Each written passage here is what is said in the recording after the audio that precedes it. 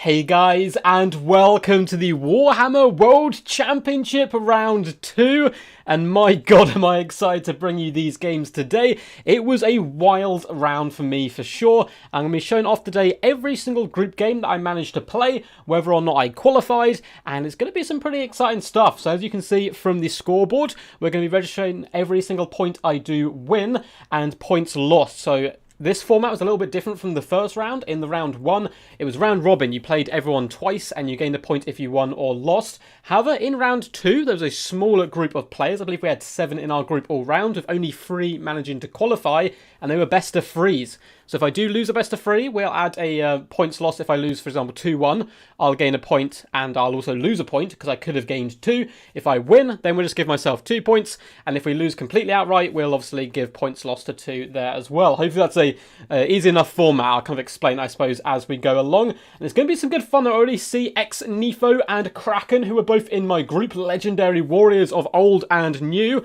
who put up some really tough competitions. Up Sloth, what's up for Poland? Hope you guys are all good. And we have the Mighty Way and Nick here as well. I'm going to pop into this first game rather quickly, and it is a doozy. So up first, we were up against the mighty SNP Mantis.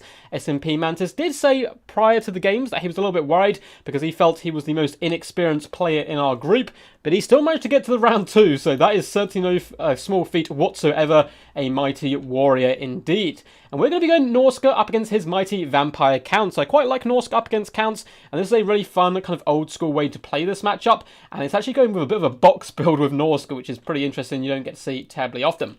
So for our formation, we do have Marauders on the front lines, actually on the secondary lines and more in the back burner, because in the front we have our elite bad to the bones warriors. We have some Marauder champions, fierce Viking, kind of just heroic badasses all round with their awesome little helmets, swords, and mighty shields, or axes I should say as well, and with some Marauder berserkers. So these guys certainly able to chew through chaff and hold back Graveguard and other such units, with Marauders just making up the numbers on the flanks. In the central core, we have triple Marauder hunters with javelins here to do damage to the large threats, and they are absolutely pivotal to this build. They have to stay alive in order to kill all of the large scary beasties vampire counts do bring to the table. So we've invested quite a lot in protecting them. We have double Norscan Warhounds, as well as a Famir Balefiend of Fire, coming in a Burning Head, Flaming Sword of Rune, and a Fireball, and a very basic Marauder Chieftain.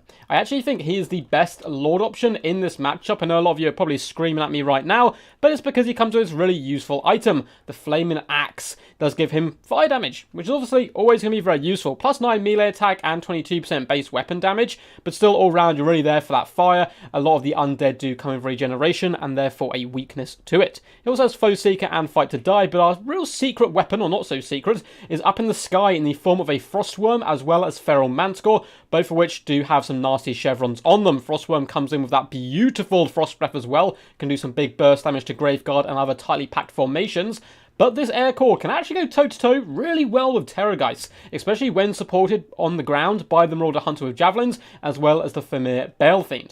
As for my opponent, he's gone a little bit more classical. We have just a ton of zombies dotted all the way through the front line. Cheap, cheerful, and summoned to be here. They're, just meat bags, basically, walking shields to saturate and allow the rest of his build to do a little bit more damage. On the flanks, we have some great weapon Graveguard, which is really interesting. Looks like one on this flank and one on the other one. I'm not sure why you'd go Great Weapons here. I suppose it helps do a little bit more damage to some of the larger entities than the basic sword and shield variety. Hidden down here in the little burrow in the ground, we have some Black Knights, and I believe on the far side we also have the Claw of Nagash. Apart from that, we have a unit of Cane Race, quite like this pick here. In general, Norsca don't have a lot of magic damage, so they will be certainly a big threat and pain in my butt. We also have some Crypt Horrors and a White King, and up in the skies, the Red Duke. I'm a big fan of the Red Duke. One, look at its freaking awesome shield, but also that mobility and effective, kind of being balanced, I suppose, in the general matchups. He can come in and duel you with such debuffs as this one. Minus 40 melee defense, 22% physical resistance, and 48% speed. Is pretty scary, but at the same time, he has Wind of Death, Curse of Years, Raise Dead, Gaze in the Gash, Invocation and a Heck, a bucket ton of spells, which makes him useful in a multitude of different matchups and situations.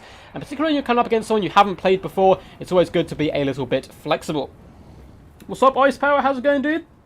I hope you're all good in the hood, man.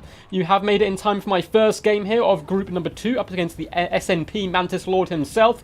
Should be a good fun one as we bring the Norskins to fight the undeadly horrors. And both of us are going to be doing a rather slow advance, neither one kind of sizing each other up a little bit first, and neither one of us wanting to really commit to an engagement straight our way. I'm really taking a lot of care to keep my formation. These huntsmen, as I said earlier on, are a big part of my build, and I certainly want to protect them at all costs. One mistake my opponent is making here, I think, is his Graveguard in a rather tightly packed formation. Normally this wouldn't be a problem because Norsca don't have a lot of range pressure, but if you come with a big breath attack, you can absolutely nuke them, bringing these guys down to about a third health with one breath attack and a handful of javelins.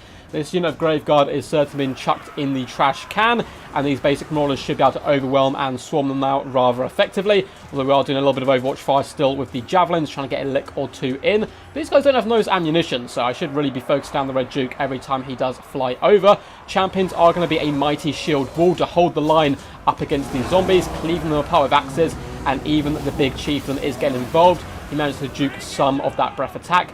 Big fireball as well as javelins are reacting to the damage the Red Duke did manage to cause us, doing some really nice shots back, although it looks like the Lord Chieftain is going to take a big magic missile onto the nose there.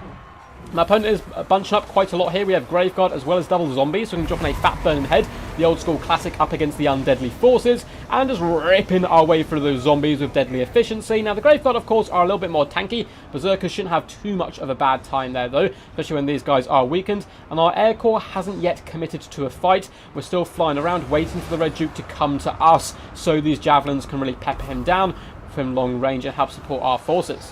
Looks like the Frostworm is just currently vibing at the moment, ready to get another breath attack going down the line on this unit of Graveguard with great weapons. So we're currently chewing through the Marauders, and we do some really nice burst damage. Up to 63 kills without having to land is pretty impressive. Berserkers have got a little over-eager and kind of push more and more into the enemy territory, dueling with some of these Graveguard. And it looks like the double Hunter Javelins are now going to be focused firing down at the Claw of Nagash. It's pretty squishy all round, and that burst damage, one volley down to nearly half health. My god, more than 100 javelins are so powerful. I love to see them in action. And now my back kind of lines are relatively secure with the double Warhounds in protection. We are going to commit the Frostworm and the Ferromanticore to duel the Red Duke down here on the ground and try our little hearts out. However, with Invocation of the Heck popped on him, as well as any debuffs he can bring to the table, it is still a little bit sketchy. So the Lord Chieftain is also kind of making his way in this direction. Another fat burning head goes down the line. Graveguard stacked on top of Skeleton Spearmen, which is a little bit of a mistake, as we're going to be able to nuke them rather effectively. Looks like Norscan Warhounds are floating out to this side as well, bounding across the battlefield to feast on some Graveguard before deciding, you know what, we're actually going to chill, come back a little bit and walk in protection to deal with these Black Knights, as my opponent is now realising they're a big threat. A big fat Death Wind does go down the line there, but luckily for me, I do spot it and our Hunters don't take too much damage for turning and launching shots into the Black Knights, who are unfortunately butchering some of our most loyal Warhounds there. Down on the low ground, looks like we did manage to get the Frostworm and Manticore back up into the skies, as the Marauder Chieftain, who is currently heavily debuffed here, is trying his little heart out to beat the Red Duke, as another fat breath attack comes in, followed up by the Ferromanticore. The Red Duke is not having a good day whatsoever, down to just 580 health. He's crumbling very fast, so the Marauder Chieftain is taking a huge punishment. The Equipped Horror has been a particular pain in his rear end, but it looks like the Red Duke is going to fall, and with that, balance power is swinging heavily in our favour. Looks like the Hunters are simply going to turn and shoot into some of the remaining units, as the White King does dissipate. Pretty much full health, unfortunately for him, at the end of the game. That is going to be game 1 to ourselves. Yes. Oh no, F, what happened? Hopefully the stream's still all good. Why did Zombie Dragon Breath whiff so much? Mammoth is a big target. Only half of it hit the Mammoth, and the rest kind of went back and hit some of the Javelins. Had a bit of crossfire there, but we can hop in here and have a little look at the end stats and all that good stuff. So very well played to SNP Mantis. Of course, all our games are best of 3, so it's certainly not over yet, and we'll hop into the other games in just a memento. But for our forces, 100 kills on the basic Marauder Chieftain, only 1,318 damage value, nothing too crazy, although 12k damage dealt is pretty worrying for my opponent, but he did the job. He was there, a big boss, pushing his way through the infantry and dueling some of the larger entities, allowing our other units such as the Hunter Javelins to really get that value. I'm certainly expecting them to have had some big damage value across the board. As for the Thamir Bellefiend, really good at helping clear out the chaff with his big fat burning heads, as well as dropping some rude fireballs in the Red Duke's direction. 1,265 damage value and 17k damage dealt. 164 kills. Really helped chew through a lot of my opponent's front line, allowing pretty much all of my Marauders, Berserkers to kind of win at that front line. As we look across the board, of course, the Marauders aren't going to get the most insane value, likewise with the Berserkers getting just shy of 600, and the Marauder Champions actually only got 125 damage value, which is appalling. They're a very expensive unit, however, they're basically full health towards the end here, and they didn't have to really give their axes too bloody. Their main job, of course, was babysitting the Hunters. The Marauder Hunters, 1.6k damage value, 1.3 and 820, paying for themselves multiple times and doing huge burst damage. Especially annihilating the Claw of Nagash just ensures I win the infantry fight, and I don't really have too much to worry about after then because a lot of the large entities are kind of getting dragged down from other parts of my build. The Warhounds, once again, babysitting duty, just here to kind of vibe and chill out with the Hunters and protect them and sacrifice their lives at all costs like they did up against the Black Knights, and our Air Corps performed particularly well.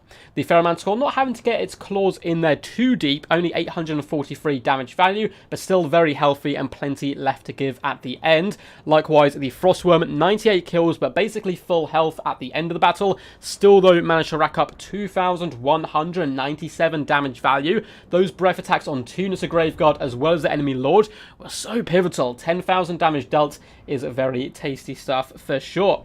As for SNP Mantis EC, he did manage to get 1,117 damage value, which is very impressive work by him. And the White King, unfortunately, did start to struggle a little bit.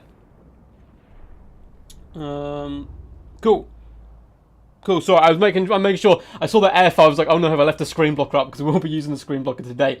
The zombies, of course, didn't do too much. Likewise, the Cane Race. They did manage to surround my Lord at one point, but they just didn't really have the damage output. And honestly, all across the board for my opponent, unfortunately, apart from the Red Duke, nothing really managed to pay for itself too well. So that is going to be 1-0 in my favour. So we are going to initially pop up the fact that we have indeed gained a point here. So, boop. We are up 1 whole point. My group, though, is incredibly fierce, and many more points will have to be accumulated before we can seal victory. So I'm going to pop up a screen blocker very quickly. There you go. That is a picture of myself dressed as a glorious duck while I do load into the next game, as I obviously don't want you guys to see the number of replays and all of that stuff. So let's actually make sure that that is blocking the replays. Looks like it is. And we'll go down and load into the next one. But I hope you guys enjoyed that game. It was a good fun one to start off with. And let's go into game number 2 up against the mighty Mantis himself. Cool. I will let the game load in before I hop out and get rid of that screen blocker, because otherwise sometimes the game likes to crash. Yeah, he did use some zombie summons. They were in the front line for the most part. I like it for Norsca, first name, last name. Quite a bit. I think it's relatively even. It just, Norscas in general tend to be good at bringing down large entities, and that is one thing that the vampire counts really have in abundance is, you know, those large scary entities. So let's quickly hop down here, get rid of this glorious little screen blocker for you. Boop. And here we are on the glorious plains of round 2. I think we actually got this map wrong. This should be the 3rd place map, but neither of us minded playing on it. My opponent accidentally just setting the wrong one, but it shouldn't really matter too much. So this is going to be a build you guys need to get very familiar with. It is my Lizardman build, one of my multiple Lizardmen builds, and I play Lizardmen in pretty much every single best of 3 that I play in this group game. They are by far my best faction. Now, the normal basis of the build is we have a couple of skink cohorts on the flanks, sometimes with javelins, sometimes not, just to make ourselves a little bit wider, and the javelins are a really good counter-skirmishing tool, particularly up against Greenskins who love their skirmish cavalry. And in the central pocket, we do have a double Saurus Warriors with shield. The real meat and bones of any good Lizardman build, though, of course, comes in form of gigantic, terrifying, scary dinosaurs. And oh yes, we certainly have them. We have the Thunderous One, we have the Carnosaur, and we have Lord Mazdamundi riding dirty on Zlak. He is going to be coming in with the Ruination of Cities, as well as Banishment, very good at getting rid of enemy archers. We have the Shield of the Old Ones, Apotheosis for a nice little bit of healing. Of course, when you have this many single entity monsters, you do really want that healing. We have Curse of the Midnight Wind, Net of Avantalk, as well as the Sunburst Standard, an absolute vital piece of equipment, because it is, of course, going to be protecting all of your large entities who tend to roll around as a group, giving them better melee defense and that lovely missile resistance. To round out this build though, hidden in the trees, we do have triple Pterodon Riders with Fire Leech Bowlers. Fire Leech Bowlers, you may ask, I don't see those guys terribly often, why do you bring them? Well, they're very good at getting rid of lightly armoured, low leadership troops with those big burst attacks, so I like them to take away kind of Goblin Archer Corps, Rusty Arrows and such units. As our opponent hidden in the trees, he has double Forest Goblin, Spider Rider Archers lurking, and in the main battle line we have Orc Biggins, Night Goblins dotted all the way throughout, and we even have the Crimson Killers, Regiment of Renowned Black Orcs, their fearsome double Great War Axes, looking to rip and tear asunder the thick scaly skins of the Lizardmen folk. They're stomping the ground in preparation here. Apart from that, we have one unit of Trolls, just the basic ones over on this right-hand side, and that's pretty much your bread and butter. Pretty meaty front line. Well, I mean, Goblins aren't that meaty, but mixed in with Orc Biggins, they certainly will be, as well as the Crimson Killers. And then a ton of arrows. We have Night Goblin Archers all the way throughout, although it doesn't look like we have the Rusty Arrows. These guys are going to be looking to pepper down long range onto my big dinosaurs. We have a Doom Diver Catapult and Wurzag leading the lines on his Mighty Boar. Looks like he's going to be bringing a pretty substantial number of spells. We have Gaze of Mork, Butt, Foot of Gork, here we go, all that good stuff. Certainly looking at me worried a little bit for Effigy of the Git, hopping onto a monster, and then being focus fired down by the sheer weight of archers. So we're going to be taking the slow approach, falling back away through the trees with our Pterodon Riders. Maybe we could push an engaging combat up against the Forest Goblin Spider Riders and overwhelm them with numbers, but that's not the role of my Pterodons. I need these guys to tear apart all of those archers, drop those rocks on them, pound those fiery frogs down on top of them, and do as much damage as physically possible. So I'm going to delegate one unit of Skink Cohorts of Javelins to come out here and start pushing off the enemy. These Javelins do pretty decent long-range damage, and now with their support, some of the Fire Leech Bowlers are once again going to come swooping down and pressurize the enemy skirmishers when we've certainly got the advantage. One unit of Trolls is going for the Leroy Jenkins approach. I don't know if you could see my army fully because this hill was in the way, so they are kind of advancing to have a little peek and see if they can vanguard. Unfortunately, these guys are wavering just by the sheer might of Zlak being nearby, and they've already dropped a model. A lot of people don't know, but the guns on like the big monsters, particularly the Thunderous one, can actually do some horrific damage, and we've broken off those Trolls and terrified them away straight away. But of course, they will rally, regenerate. It's not that much of a big mistake by my opponent whatsoever. Pterodon Riders are going to be falling back, as well as the Skink Cohorts, just abandoning the skirmishes in the trees, as we know this fight is going to be won in the middle grind. Lord Mazdamundi getting a little close to those archers, managing to juke back, however, not taking too much damage. Feral Carnosaur as well deciding, you know what, I'm actually going to wait for the support of the Thunderous one, and then we're going to pound down the enemy as quickly as possible. Big Fat Shield of the Old Ones has gone down, enabling us to push forward without taking too much bow fire. And in the back line, we do drop a big fat banishment onto the Night Goblin Archers, doing some really lovely damage, as well as just chuck them around and stopping them from firing, which is pretty key, as the Pterodons do start to strike from the skies. And Lord Mazdamundi ramrod straight down onto Wurzag, who's decided to stand and fight this. And I don't know if Wurzag's in the right frame of mind to really take on such a mighty beast. And it looks like it's not going super well for him. Elsewhere, the Thunderous one and Carnosaur a little bit slow to the party. I need to bring these guys in a little bit quicker. A big Ruination is going to go down, catching, it would seem, 4 units. Doing some massive burst damage straight out of the gate. And already the Greenskins are in complete disarray. A load of the little goblin troops are fleeing. The harder hitting ones are being dragged off onto the flanks. You can see the Crimson Killers getting distracted by double Skink Cohorts. So we are going to net the mighty Wurzag so my opponent can't escape and just slaughter him with our Avengers themed dinosaurs. The trio has formed and Wurzag is getting butchered. Minus 29 leadership, not having a good day whatsoever. We are losing the flanks, however. Good peppering display by the Forest Goblin Spider Rider Archers is slowly pushing away our Skinks, and the Saurus are getting into the thick of it. Looks like Pterodons are here to support, however, and are being used to rout off the Night Goblin Archers. Chase them down, there's no reason to let them come back into the battle, particularly when we have such a dominant display so early on. These Pterodon Riders with Fire Leech Bowlers really need to get over here a little bit quicker, chase off all 3 units. I don't want their Archers rallying, because there still is the Crimson Killers to deal with, and they're pretty scary Black Orcs for sure. So, to retaliate this, we do drop a Curse of the Midnight Wind, lowering their armor and melee attack, allowing the might of the Carnosaur, Lord Mazdamundi, as well as the Thunderous one to really start munching our way through them. Saurus Warriors doing a pretty decent job, just pulling apart Night Goblins who don't really stand much of a chance. You can see big lightning bolts striking from the skies as 4 blesses his most favourite dinosaur, the Thunderous one, in a bit of support there. Skink Cohorts with Javelins, just throwing some Javelins into Night Goblins to pit up the metaphorical middle finger to them as they do run away and retreat. The Spider-Red Archers have managed to get through a pretty decent amount of ammunition. They're trying to hunt down the Pterodon Riders, doing some really nice damage. But by this point, the game, unfortunately, was over. And that's going to be a rather quick 2-0. However, very well played to my opponent. As I said before, he did say he thought he was kind of the underdog coming into this group. He was the least experienced in tournaments and so forth, but I still think he put up a pretty good fight, particularly in game 1, and had some really nice plays. So well played to SNP Mantis EC, and as I said before, getting to this stage of the tournament, you're already in, I think, what, 800 and something people entered, and half of them have already been knocked out, so you're already in like the top 400 players. That is some very impressive stuff. What's up? I forgot my name. This is the second man. That is the second game map. Oh, well then it's perfect. It is perfect. It is a reckless attack. Oh yeah, those guys went real angry. What is the Leroy Jenkins approach? Is a special attack formation. So it's a meme that came around about like years ago when I was a kid. There used to be a really popular game, which I think is still really popular, called World of Warcraft. And just type in Leroy Jenkins, you'll see. But it's kind of become, yeah, a reckless charge ahead of the rest of your build is the kind of attack. So for example, if I sent Mazdamundi 500 yards in front of my army, and he just ramrodded into the enemy when he's completely surrounded by big, scary, anti-large creatures, that would be the Leroy Jenkins. Kind of like Jon Snow at the Battle of the Bastards.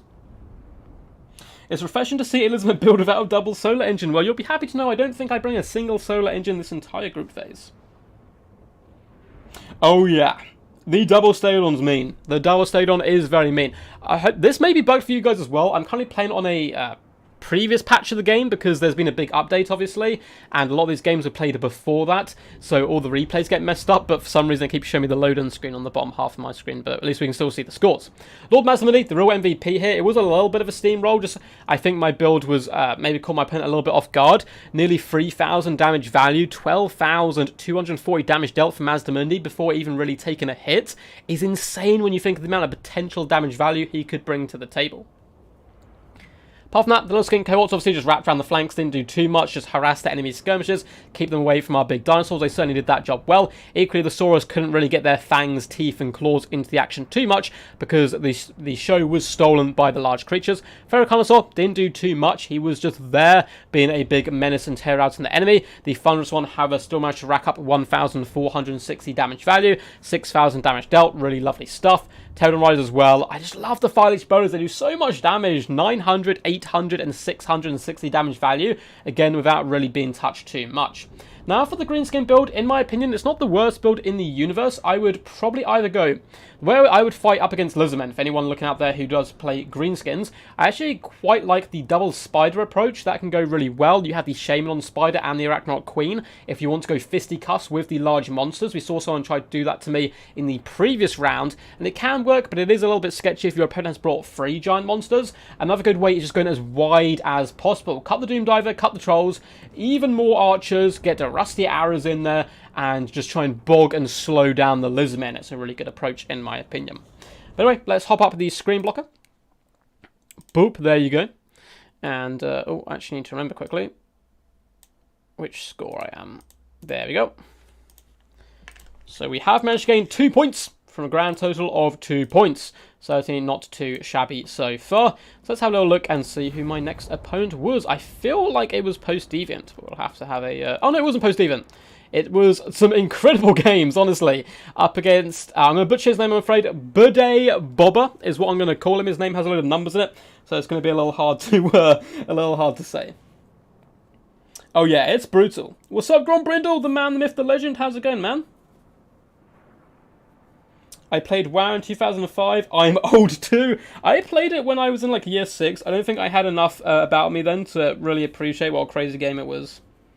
I was very tempted to like get back into it when they did the free stuff. Well, not the free stuff, and they brought back like the original game, because that's the one I remember like loving and really enjoying. So I have been tempted. I was like, I could stream it and stuff, but I'm assuming they already have like a ridiculous number of streamers and stuff, and it would just all kind of get swept under the rug.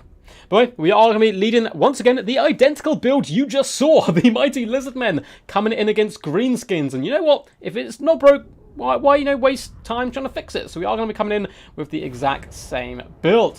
So let's pause the battlefield quickly. Get away from the screen blocker, although I know it is pretty glorious. and hop right in. So my build is exactly the same, so just to run through it very quickly. Skinks on the flanks, some with javelins to pressurize enemy skirmishers. Saurus in the middle. We have the Dino trio of the ages, the mighty Thunderous One, the Feral Carnosaur, as well as Lord Mazdaman, the Onzlak. And in my own head canon, Zlak is actually the true ruler of the old ones and of the Lizardmen in general, and Lord Mazdamundi is humbly his puppet, and that's why Mazdamundi always rides onto battle on top of him in my games, because Zlak's actually the one casting the magic. Once again, we're coming in with the Ruination, Banishment, Apotheosis, Curse of the Midnight Wind, and Net of Amantok, all the good juicy stuff, and more importantly, the Sunburst Standard. But how is my opponent, a little bit more of an experienced player, going to try to do this matchup? On the distance, you can also see our Triple Pterodon Riders, of course.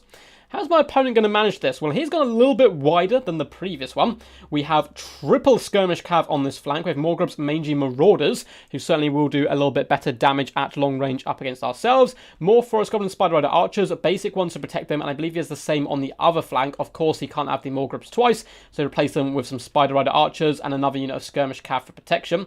Frontline is basic Orc Boys, mixing with some Night Goblins as well. Looks like we have the Regiment of Renowned Ones. Cheap, cheerful, just ready for a good old fat scrap, looking to get into the action. And just look how happy they are just to fight. Even though they might die, they're just like, yep, this is the life for me. In the back, we also have two Snotling Pump Wagons looking to push through. Really good counter all round to Chameleon Skinks and Skink Skirmishers, as well as little Skinks, so certainly run over them and do a pretty decent job. Only one Archer, at least Foot Archer here, but it is the Rusty Arrows. An absolute must, in my personal opinion, for this matchup. Coming in with that Armor Sundering. Minus 30 armor onto a big dinosaur is certainly no joke. They're also going to be protected by a unit of Goblins, and he has gone for the Double Spider. We have a basic Arachnorok one, so no Arachnorok Queen here, saving a little bit of money, but also getting a Goblin Great Shaman on this absolutely ferocious beastly here. This spider is, yeah, he's pretty ugly. I'm going to put it out there. Pretty ugly, pretty scary, and not going to be too fun for me to deal with. He, of course, does come with anti-large and poison. The Lord on top is bringing Don't Even Try It. He also has Crown of Command to make something unbreakable for a limited time. Arcane Conduit, Itchy Nuisance, Vindictive Glare, and Sneaky Stabbing. Looking to take me on the Monster Mash, as well as applying pressure from the Skirmish. This is a really lovely greenskin build. Massive fan of it. Some pretty scary stuff for sure. Big Vindictive Glare is going to be coming down, going straight after Lord Mazdamundi, who shrugs it off. That ain't nothing but a thing, he cries, because, you know, he's absolutely fine, but getting shot in the face. Over on the left-hand side, I'm a little bit worried about my Skink cohorts, so I'm going to be falling back slightly towards the Saurus Warriors, trying to form a little bit more of a defensive shell, also charging with our Skink cohorts, getting the charge on the Spider Rider Archers in an attempt to force them off. Likewise, similar situation is happening on the right-hand side, pulling back those Skinks to protect the Javelins, who can do long-range damage to the Spider Rider Archers, because they're pretty scary in this match. But of course, what we're all here for, the Royal Rumble, the gigantic dinosaurs, trying to ramrod in. Unfortunately, the Thunderous One is taking up a lot of the kind of lane and pushing out Lord Mazdamundi, who's not really getting in on the action. He keeps trying to attack, ramming his own troops, luckily not doing too much damage. The Arachnorok Spider, though, with Curse of Midnight Wind popped on him, is taking huge burst damage. The Feral Carnosaur being an absolute champ, getting in there and biting him right in the throat. Pterodon Riders are kind of applying pressure at this point, just flying over top of the enemy. And in the back lines, we are trying to hunt down the Rusty Arrows. A beautiful micro by my opponent, bringing back the Goblins, bringing back the Spider Rider Archers, using them defensively, realizing the potential of the Rusty Arrows, desperately chucking everything back here to try and protect them, despite the fact we are applying pressure now from all angles with our Pterodons. Down here on the Monster Mash, it is pretty close. There's certainly no clear-cut winner, as the Crown of Command has been popped on the Arachnorok Spider, keeping it fighting, and Lord Mazdamundi is now getting rammed from both sides. This is really dangerous. Apotheosis has been popped on him, but it's not the biggest healing spell, only 480 hit points, nothing too crazy. However, doing some really lovely damage to the Great Goblin Shaman at the same time, who's very close to breaking. So all three of our monsters are currently focusing him down. The War is active, but despite that, he is going to be fleeing for his life. Feral Carnosaur doing massive damage throughout. Lord Mazdamundi trying to escape, but we're kind of messing up our micro a little bit. A lot of our dinosaurs are getting stuck on each other. It's stopping us from pursuing the Goblin Great Shaman. That's what Lord Mazdamundi is trying to do here. And also leaving the Arachnorok Spider in a one-on-one with the Thunderous One, rather than the Carnosaur also being active. Saurus Warriors are slowly coming over to this absolute meat grind. There's a load of Orc Boys here as well. And in the distance, Pterodon Riders doing what Pterodon Riders do best, hunting down units where possible. We've dispatched another unit of Pterodons just to desperately try and finish off this Goblin Great Shaman. I do not want him coming back at any cost. However, my opponent's certainly aware that they need him, is coming over with all his scuttling spiders, darting their way over to try and apply some pressure and rally the Goblin Great Shaman. Realize I'm not going to be able to catch up. I'm desperately trying to duel the Arachnorok Spider with all my big dinosaurs. However, once again, there's a little bit of separation. Lord Mazdamundi has found himself in front of the Thunderous One and Carnosaur. Finally, I realised this and decided to pull him back to attack a lot of the infantry corps, as well as the Snotling Pump Wagons, who are currently terrified, and leave my heavy hitters on top of the Spider, doing some really beautiful damage. Feral Carnosaur has been an absolute MVP so far, chomping at the bit and destroying spiders left, right, and centre. However, my opponent, due to some fantastic micro by him, and also applying a ton of range pressure, did manage to fight off the Pterodons, who did survive, but unfortunately could not then drive off the Goblin Great Shaman. In the distance, the Rusty Arrows, though, are getting hunted down by my Pterodons, which is an absolutely huge boon for me. And the Arachnorok Spider has shattered at this point. Feral Carnosaur finishing that job. Ton of bowfire still coming in from the Spider Rider Archers, as well as the Morgrups and Mangy Marauders, applying long-range pressure on top of Lord Mazdamundi, doing some pretty huge work. Why don't you play Dwarfs, Robert Duck? You may see. You may see. You may see, buddy. I have the best Dwarf build you have ever seen in your life coming up soon in, I think, just a couple of games. The Thunderous One doing a good job here up against the Goblin Great Shaman, once again managing to force him off, but not before he managed to get those mighty poisonous fangs into Lord Mazdamundi and Zlak's thick hide. Lord Mazdamundi not having a good day whatsoever. Apotheosis is going to be popped down. My opponent, though, starting to win the mobility game. It's getting a little bit scary. As you can see, Morgrups, Mangy Marauders, as well as the Forest Goblin Spider Rider Archers, peppering after the Feral Carnosaur, who's taking some pretty big burst damage at the moment. And Lord Mazdamundi flees the scene. Zlak trying to save his own hide. Balance power is in my favour, but if we have a nice little overarching view of the battlefield, we really do not have much left. The map is painted red and green, and red ones certainly go faster. Chasing down my Lord Mazdamundi, -10 leadership. The Feral Carnosaur struggling as well. Without Mazdamundi's guidance, he's really not having the best of days, trying to whip some of these archers into action, as well as hunt down the Goblin Great Shaman. Thunderous One desperately trying to push its way over just to support up against the Goblin Great Shaman, getting a massive hit as well. Stegodons have pretty big charge bonus. On the charge, they're very scary beasts. It looks like we may be able to save our Carnosaur pet here, and at the same time break off the Goblin Great Shaman, who does have Sneaky Stallions currently popped on him, but a lot of the enemy troops are starting to rout here in terror, being forced back. We have some Saurus Warriors as well, trying to buffer up against all this range pressure. It looks like the Goblin Great Shaman may be done for. In the distance, very briefly, Lord Mazdamundi managed to rally before instantly breaking. We did manage to pop a shield on him to try and increase his leadership and a banishment, but it looks like he is going to be forced off for good. However, he may survive. He's still very tanky, and 600 health will take those little gobbos a while to get through. The Arachnorok Spider finally falls to the might of the Apex Predator, the Feral Carnosaur, who currently has gained 2 chevrons. Once again, rampaging into the enemy territory with their Lord down and their ammunition running dry. I'm all of a sudden feeling a little bit confident. This was a really stressful game. A ton of micro, Lord Mazdamundi broke, I couldn't chase down their Lord, but finally, when the Carnosaur gets its prey, and the Thunderous One is as healthy as it is, all of a sudden it looks a lot brighter. In the distance, we are trying to save Lord Mazdamundi, but yeah, Skin Cohorts aren't going to get there in too much of a hurry, and we do manage to take the first game in this second best of 3, 1-0. But that's a grudge. Oh, don't worry, Grombrindle. Don't you worry. There is some dwarf battles. I think maybe only one, but it's pretty amazing. It's arguably the greatest dwarf build you've ever set your eyes on. And I'm not a dwarf main, but it's going to change the way you play dwarfs. Trust me, it's that good. Very well played to Bode Il Boba for his first game, a real first customer. Again, this is a matchup I'm relatively comfortable in. Lizardmen up against Greenskins. Not too much to say about my build here, as we have seen it now in 2 games already. Lord Mazdamundi, 91 kills, 12k damage dealt, 1,645 damage value is certainly no joke. Apart from that, Saurus slowly munched their way through the enemy, and Skinks did their job of harassing the flanks.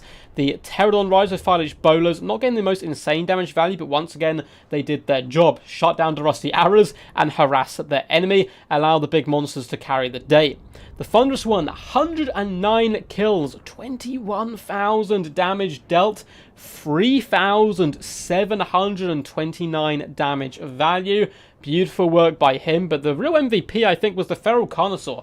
Yes, coming in with less damage value, but he basically took apart what could hurt the Thunderous one, and allowed the Thunderous one just to kill all the chaff, all the infantry, and coming in with a whopping 8,197 damage dealt, 1,804 damage value. Very impressive work from him. Can anyone out-monster mash the Lizardmen? It's certainly possible. It depends what the Lizardmen bring, though, a lot of the time. I'm slightly furious every time I see that Orcs, Skaven and such have mobile wheels, while Dowie, the faction that has Master Engineer and Flying Constructs, has nothing. Well, they have cannons with wheels on, I think, right? I believe the cannons have wheels. I may be tripping, but I feel like they do. I feel like they do. Hello, I can't wait to see your games versus Kraken. Oh, the games with Kraken are really fun. They are really fun. What am I looking at here? Oh, I don't know if you meant the picture before, or the builds. Well, we're currently doing the Warhammer World Championship Group 2 games, and this is my second best of 3, and this is one that is up against Bode Boba. So here's a Mighty Goblin Great Shaman, did manage to get 2,015 damage value, 6,648 damage dealt, is very impressive work throughout. Apart from that, the Orc boys and infantry in general did struggle quite heavily, particularly the Rusty Arrows, and the Rusty Arrows are really needed to help win those big monster matchups. It's certainly possible to do it with Greenskins, but it is rather rough. Some of the skirmishers getting some glorious value as well across the board, particularly Morglub's Manging Marauders, a very underrated unit, which I'd like to see a little bit more often. 1,141 damage value, nearly 5,000 damage dealt, despite the fact it only got 15 kills, shows my opponent had really good target priority, aiming at those big dinosaurs. Likewise, the Arachnarok Spider, 1,412 damage value. I'd prefer to see the Arachnarok Queen here. The little scuttling hatchling she can bring can certainly chase off a lot of my skink skirmishes and so forth, and be a little bit more powerful with dealing with the large entities, and maybe cut these Stotling pump wagons instead. But they're still some of the most haggard, beautiful models in the entire game. What's up, Hamoud? How's it going, man? What's a Lizardman favourite day to buy a car? Mazda Monday. Oh my god, yes. Yes. That was so good. Rubduck, what would you say to a best of 5 me versus you one day on your channel? Grombrindle, I accept your challenge. I accept it. Oh, I accept it. Don't you worry. I'm well down for that. That'll be really good fun. So, literally going to pop up my screen blocker quick, load into the next game. Hope you guys are enjoying the screen blocker. That was me in a show, by the way. Or that was rehearsing for a show, I think. So, up next, game number 2 up against a Bode Boba, and it looks like I'm going to be taking the forces of Norsca again. So, any Norsca or Lizardmen fans are currently being treated quite a lot up against his Warriors of Chaos, and he brings a really interesting, like, small elite build that I didn't expect in this matchup, and it's certainly a doozy. Hopefully, Warhammer 3 gives Dwarfs some rune guards with cannon arms or something. Oh man, like, they could be like bionic, yeah, like mech suits. Oh, I'm down, I'm down. Oh, something like a Doom Wheel. I feel like the Skaven architecture, or not architecture, engineering is just real wild and wacky. I don't think you'd ever see a dwarf in a Doom Wheel, because they're like, it's too unsafe. But still. Let's pop out the images. After each best of 3, I will take a little break just to chat with you guys, because normally obviously in live streams we have a lot of downtime while players are building builds, whereas this is replay, so we're rattling through them quite quickly here.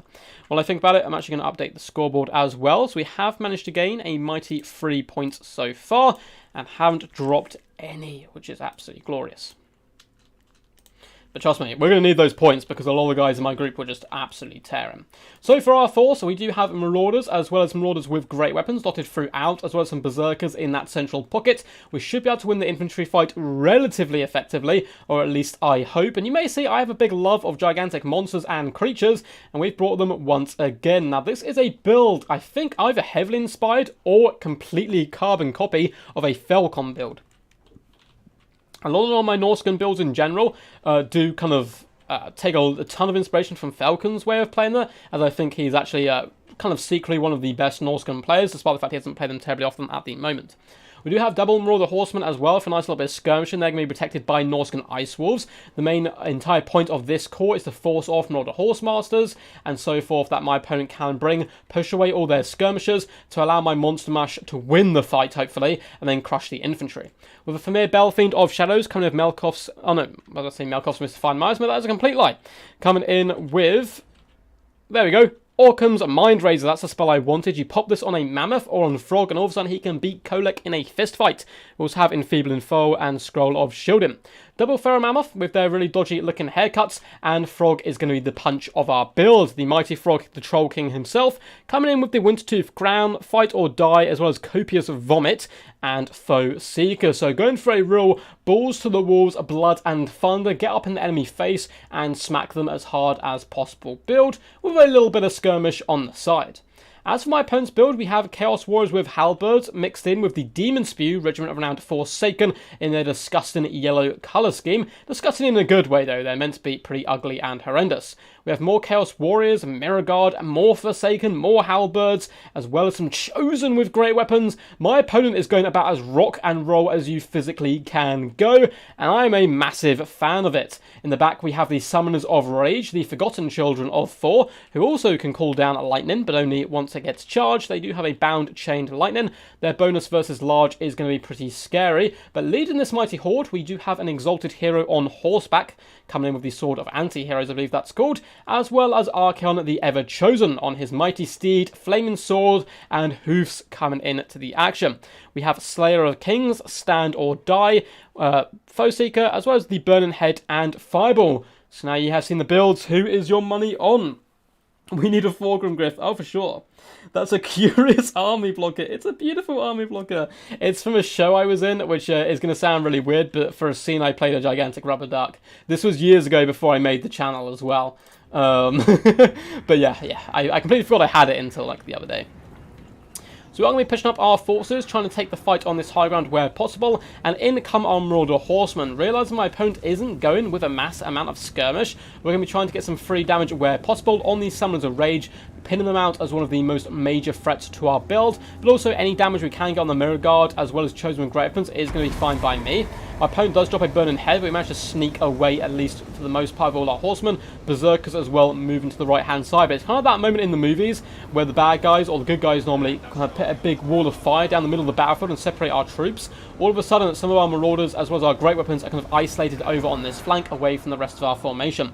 Horsemen are darting back to the safety of the back lines. It looks like we've just hammered the Demon Spew of absolutely everything. Both Mammoths and Frog come in here and just dumpster the Demon Spew in a matter of seconds. They managed to get 47 kills despite this, because they are up against cheap and cheerful Marauders, but still some really lovely damage there. We're popping an Enfeebling Foe down on the Chaos Warriors of Halberds, hoping that my Marauders can kind of drag through them quite nicely.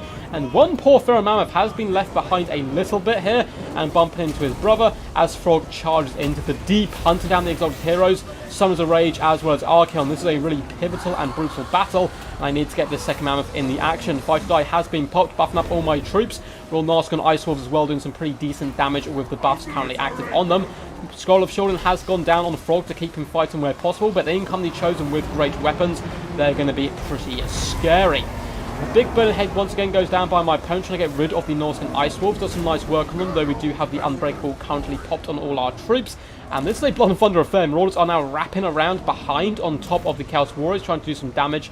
But in this moment by me, not bringing back my great weapons quick enough, and the Horsemen are now alive and active. Quite happy in this little central bit hidden behind our Berserkers on either side. Launching shot after shot into the Summoners of Rage, really trying to drag them down. Both Pharaoh Mammoths as well as Frog currently pretty healthy and happy. Although it looks like one of us has decided to rampage, which is really bad news.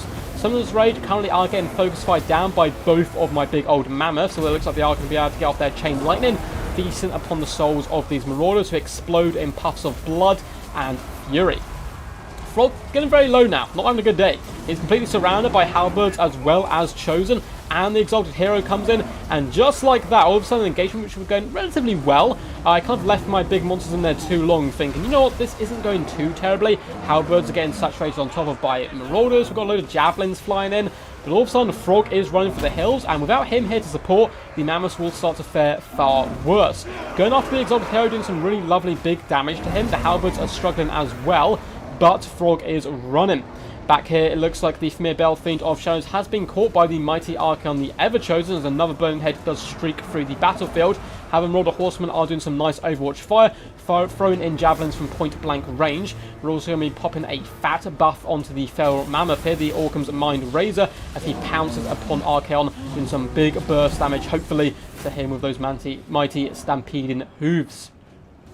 Over here in the distance, Frog does manage to rally, and he will be regenerating. The longer I can keep him out of the fight, the better, at least in some formats. However, I need him in the action because our front line is losing, so it's kind of the risk and reward situation. Both Mammoths are now rampaging. I can't, unfortunately, whip around here to really hammer down Archaon, who's been left in combat slightly too long.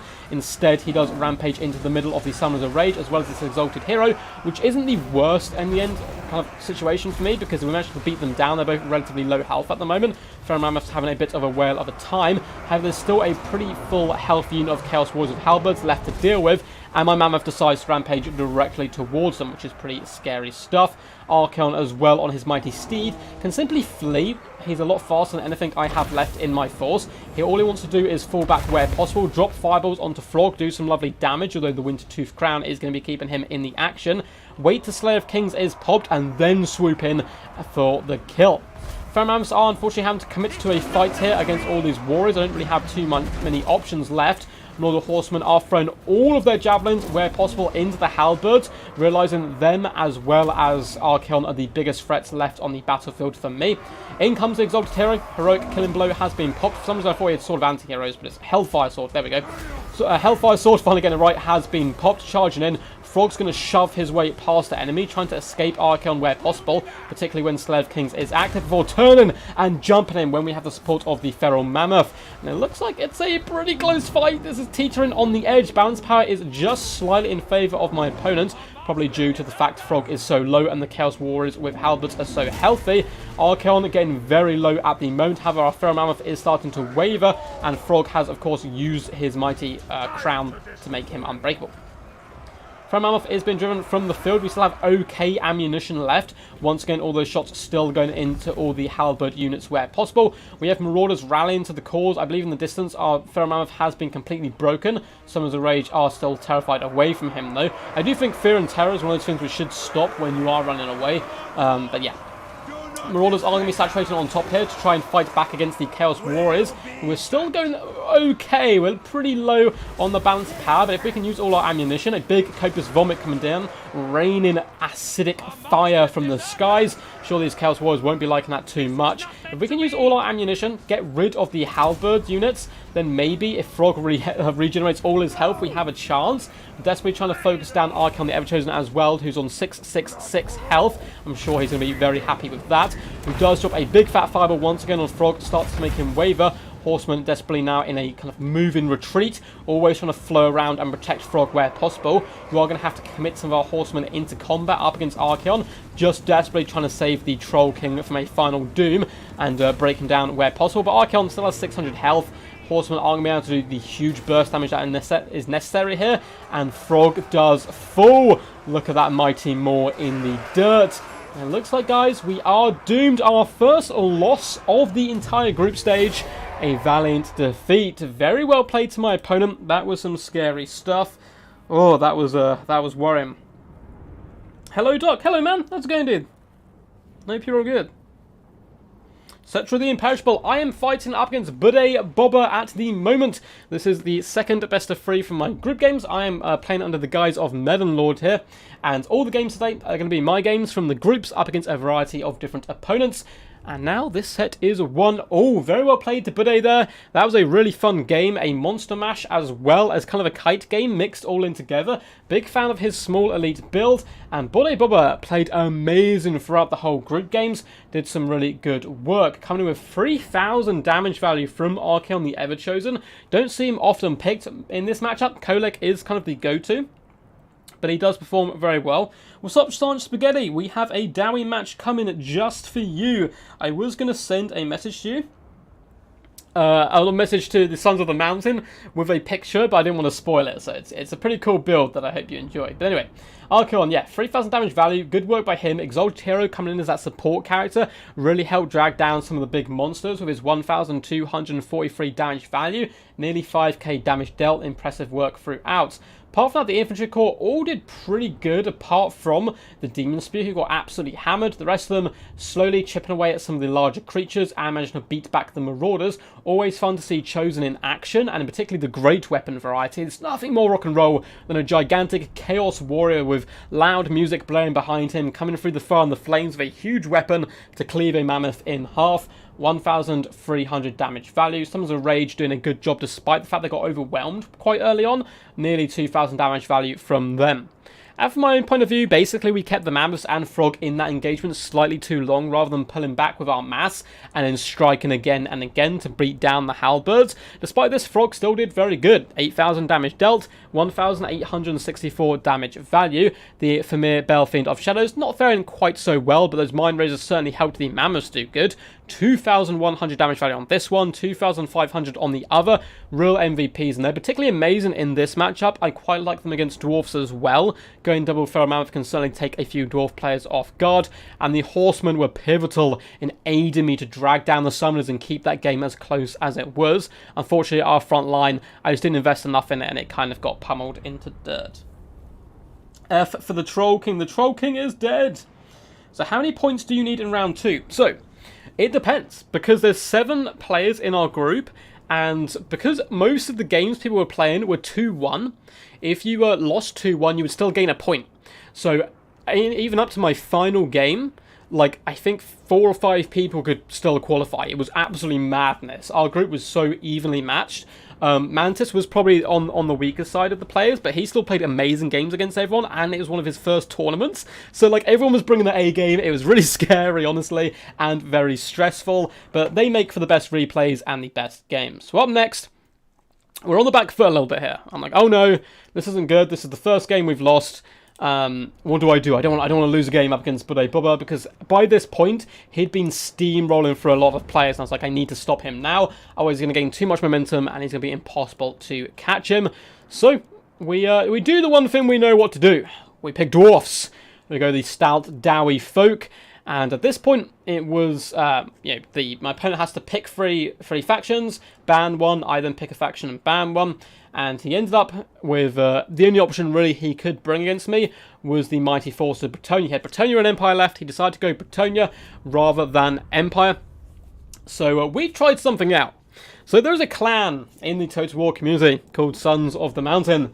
And of course, by the sound of their name, they do tend to like dwarfs quite a bit. And one of their players, Aldby is what I'm going to call him, I can't remember if I've completely butchered his name again, brought a similar build like this before, and it has been displayed on the channel, and we are going to be bringing it today. Bam! There you go. Oh yes, we are going the full Slayer build. Bribe the judges for the next round. Oh hell yeah. Oh god, has that guy turned up again? Sorry, I'm just looking through chat.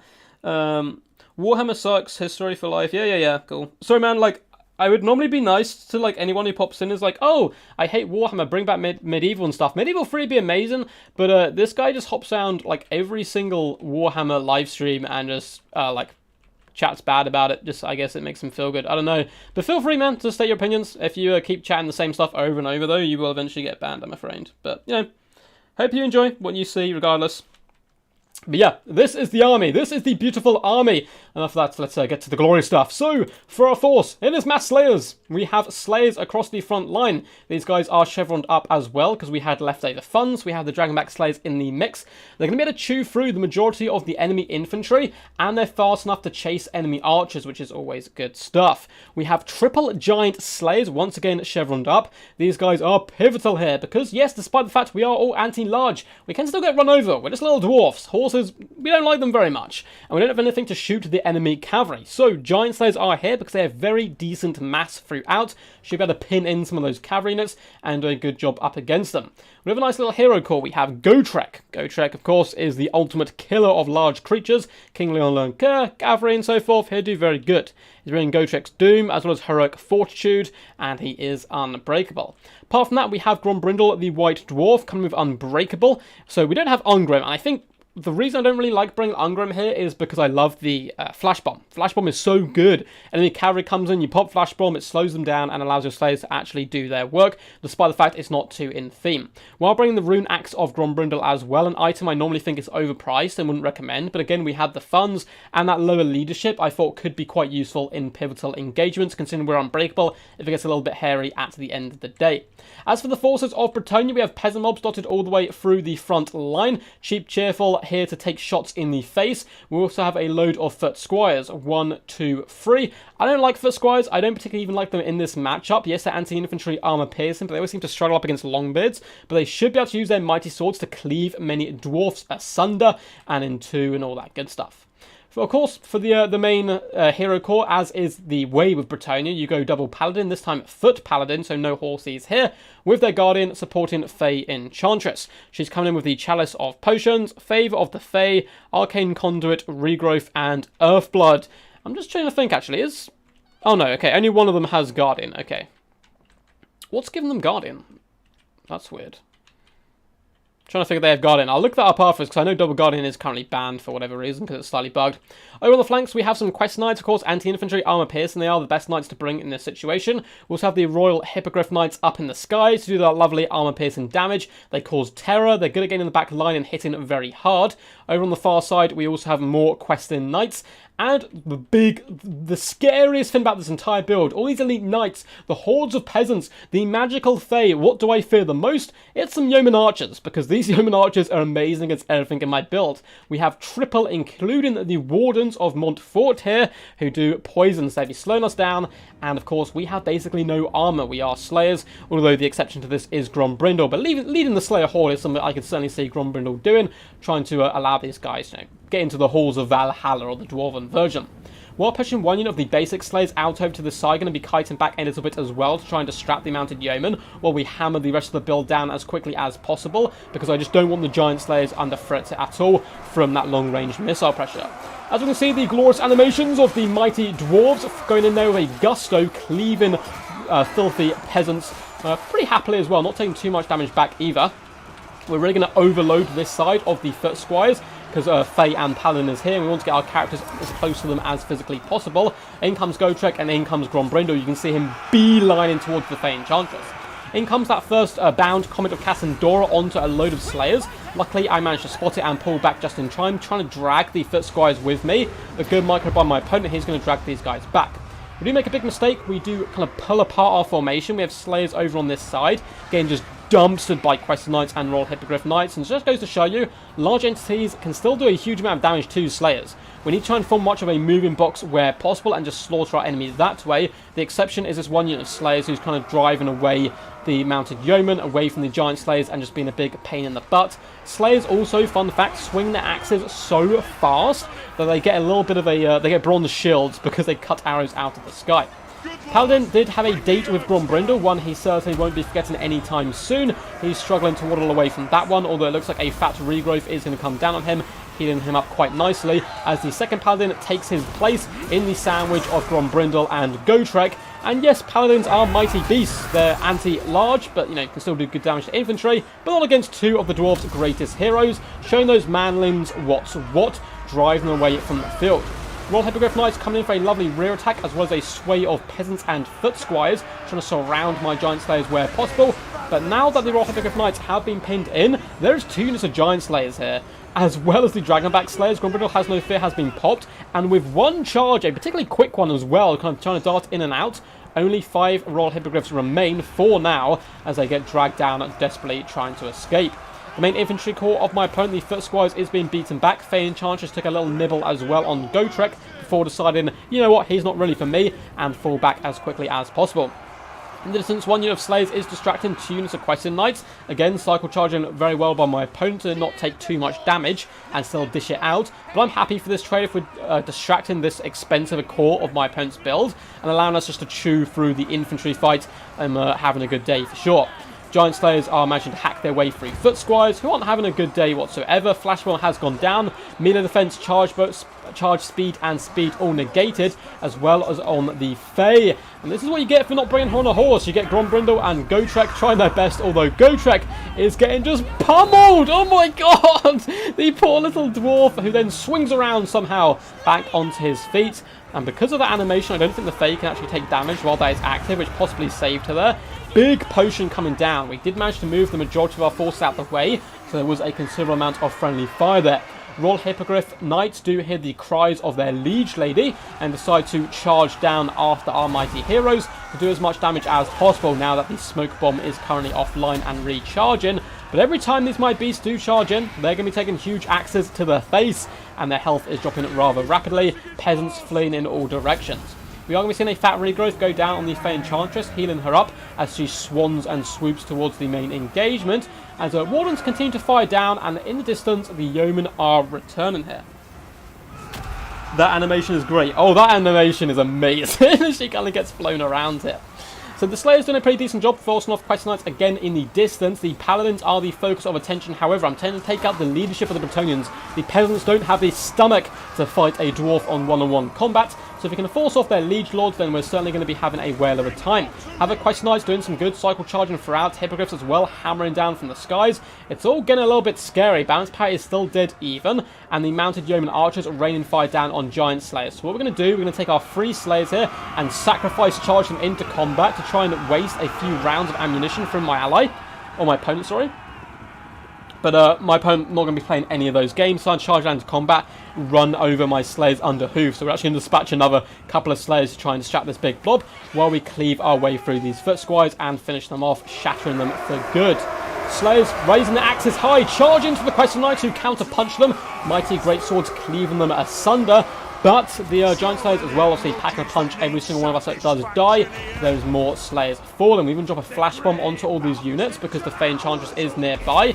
And we're going to be hacking at her every time she tries to fall back. Although it looks like our mighty heroes are a little bit behind Grombrindle, though hefting that great axe into the skies a couple of times and smacking her down. She's not having it too fun of a day, taking quite a considerable amount of damage. Questing Knights are now charging into the fray, but we're running out of Slayers, getting very low. If we have a look around the battlefield, everything's kind of shattering for my opponent, but we have a meager 64 troops left, up against 334. Good odds for any Dwarf, I say, particularly Gotrek, who is currently getting a focus fire down by the Mounted Yeoman Archers, which is scary stuff. Gotrek has 0 armor, and I believe his healing proc basically never goes off. I don't know if that's a bug or if it's just really rare that it happens. And losing him would be very, very bad indeed. We have a few beat-up units of Slayers still going strong, cleaving our way through peasant mobs and doing a decent job as well on the Foot Squires, who currently have favour of the Fae popped on them, giving them a whopping 66 melee attack. They're all of a sudden going to be chewing through the remainder of my units. As you can see, Slayers now starting to drop in pairs and dozens. Not a good job for them. Grombrindle the White Dwarf, though, going strong. Gotrek is relatively healthy as well, and the ammunition is starting to wear out. I keep trying to bait my opponent's arrows out with a couple of units of Slayers every now and again, but he's having absolutely none of it, playing it very well in a tough matchup. And the Wardens of Montfort are starting to rally back to the cause to do some cycle charging. It looks like the Royal Hippogriffs, only 2 now remain. Every time they charge, a model does die. Gotrek and Grombrindle, he does have the Rune Axe of Grombrindle popped now to try and lower the leadership of anything that does engage with us. Still going strong. So we have 9 Slayers, Grombrindle and Gotrek, and that is about it. The Fey Enchantress does fly slightly too close to the sun, trying to get her draining effect online. She is hit by a flash bomb, and our mighty heroes do slaughter her in a matter of seconds. That is what you get. Oh, she actually disappears there. Oh, there she is. That is what you get for throwing my boy Gotrek around. And with that, the balance power goes massively in our favour. However, my opponent not done yet. Hippogriff Knight's trying to snipe out Gotrek as the bowfire continues to pour in. And I'm a little bit worried. I'm like, how's it? Does he have enough ammunition to kill all my heroes? But then I remember, you know, Grombrindle is very tanky. He has 125 armor as well. And we should be relatively fine. And with that, my opponent's build does shatter. Oh, yes. Oh yes, that was some wild stuff. A really fun game. It does mean we're still yet to drop a point, because though we lost a game, we still claim the max amount that we physically could. 2-1 up against Bod Bay Bobba. Couldn't have been much more of a close engagement or battle whatsoever though. Wild stuff. Very well played to him. A very tense best of 3. Had me on the edge the entire time, and I was playing pretty good. I felt like I was playing pretty good through the first group stage and this group stage, so I got stretched to my max here for sure. Now for my own build, of course, the White Dwarf 2000 damage value is insane value, but it is that flash bomb, which is what we needed him for. Slowing down phase, slowing down the knights, keeping them where our axes could really get to them. And I don't want any of that nasty cycle charge and hurting us too badly. Gotrek as well performed very well. These guys just working as the absolute bromance tag team. 2,183 damage value on himself. Nearly 10k damage dealt. Just slaughtering paladins, laughing in their face and spitting at the yeomen who flung arrows from afar. The cowards. The Slayers did a pretty decent job. Of course, a couple of them got isolated. Again, good play by my opponent and a little bit of mismicro by me. Only 7 damage value on this unit. On an unbreakable unit is appalling. 500 on this one, but the other ones started to really rack it up. 1.1k, nearly 1,000 on this unit. Dragonback Slayers 1.6, and the Giant Slayers 1.6, 1.4, 1.5 damage value. And of course, huge kills across the board, which you expect because a lot of these kills are, just humble peasants, but a few of them were knights dotted in the miss. As for my opponent's build, the Fey Enchantress, 31 kills, 1,168 damage value. Certainly no joke, and despite the fact she got caught multiple times, she's such a slippery devil, kind of pulling her way back through her own troops, sacrificing the brave men of Bretonnia so she can heal up. And the Paladins did not have a good day. No real good targets for them here. I understand using them as bodyguards, but unfortunately every time they tried 2v1 in Grombrindle, Gotrek was just there saying hello, whacking them over the head with a big axe. They weren't having a fun day. Peasants didn't perform, obviously, yeah, they did their job. They just took a load of damage and took a while for my stairs to get through them. And overall, the foot squires didn't perform too badly. 750 damage value here, 870, 657. Maybe I need to relook at them a little bit more in future matchups. Question Knights as well didn't get the most amount of value. And the Magic Yeoman, all round, did pretty solid because they're quite cheap. 600 damage value here, 600, 1,200, an absolute MVP for my opponent, but not as much as I anticipated them getting. But again, they focused on Gotrek a lot at the end. Royal Hippogriff Knights, despite the fact everything in my build has that bonus versus large, apart from Grombrindle, still managed to get 1,483 damage value and 51 kills. Once again, good micro by my opponent there. One with 4 guys left. Oh yeah. I only won with 4 guys left, but that's all you need when you're a dwarf. Four dwarves is a horde. 4 dwarfs are too many. Oh yeah, Grombrindle and Gotrek are a very strong hero squad. They're very cool. Oh man, I do Freudian slips all the time, don't worry about it. All the time. I'm just going to chill and looking through your guys' comments quickly, because of course we're kind of going rapid fire through these games because there's no downtime, so I'm just chilling. Why is there a wizard hat on the ducks? Because I'm a magical dude, man. I'm a magical dude. If you're talking about my logo, I assume. Kazook! Indeed, I thought you guys would enjoy that one. This is my army, screams Grombrindle. So I'm assuming Albie stole it from you and then I stole it from Albie. Grombrindle overpriced. Grombrindle is pretty expensive. At the same time, I disagree with a lot of people who are saying Grombrindle wasn't good. Like, Grombrindle is great. He's the only Dwarf Lord I see, basically. I see Angrim now and again, but that's about it. But yeah, I think instead of debuffing Grombrindle, they probably should have just, buffed Thorgrim and, like, other Dwarf characters and so forth. But yeah. So far, things are going pretty good. So let's upgrade our points. We are currently on 4. And we have lost a game, but we haven't dropped any points yet, which is all good news for us. And up next, I believe it is the Mighty Post Deviant. But let's pop a shot blocker? Screen blocker, there we go. A screen blocker up, so you guys can't see how many replays there are and all that good stuff, because of course these are best of 3s. And have a little sip of my drink as well. That is the good stuff. So let's scroll down and have a little look. So, yep, we played Bode, so I believe we are now up against Post Deviant the Mighty. And to all of your surprise, I'm sure, I'm going to be bringing the Lizardmen up against his Tomb Kings. So anyone who is Lizardmen, fan, I'm sure you're going to be a fan of my channel, because I do that a lot. Oh no, he didn't quit the game, his force is shattered, I'm afraid. Duck is really bad with the undead. Whoa! Whoa, the abuse! It is absolutely true that I'm abysmal with the undead. I'm quite good at killing undead, though. So, what I'm going to do here quickly, guys, is zoom in on the mighty... let's go for Zach. I'm just going to go turn my light switch on. I'll be back in 5 seconds.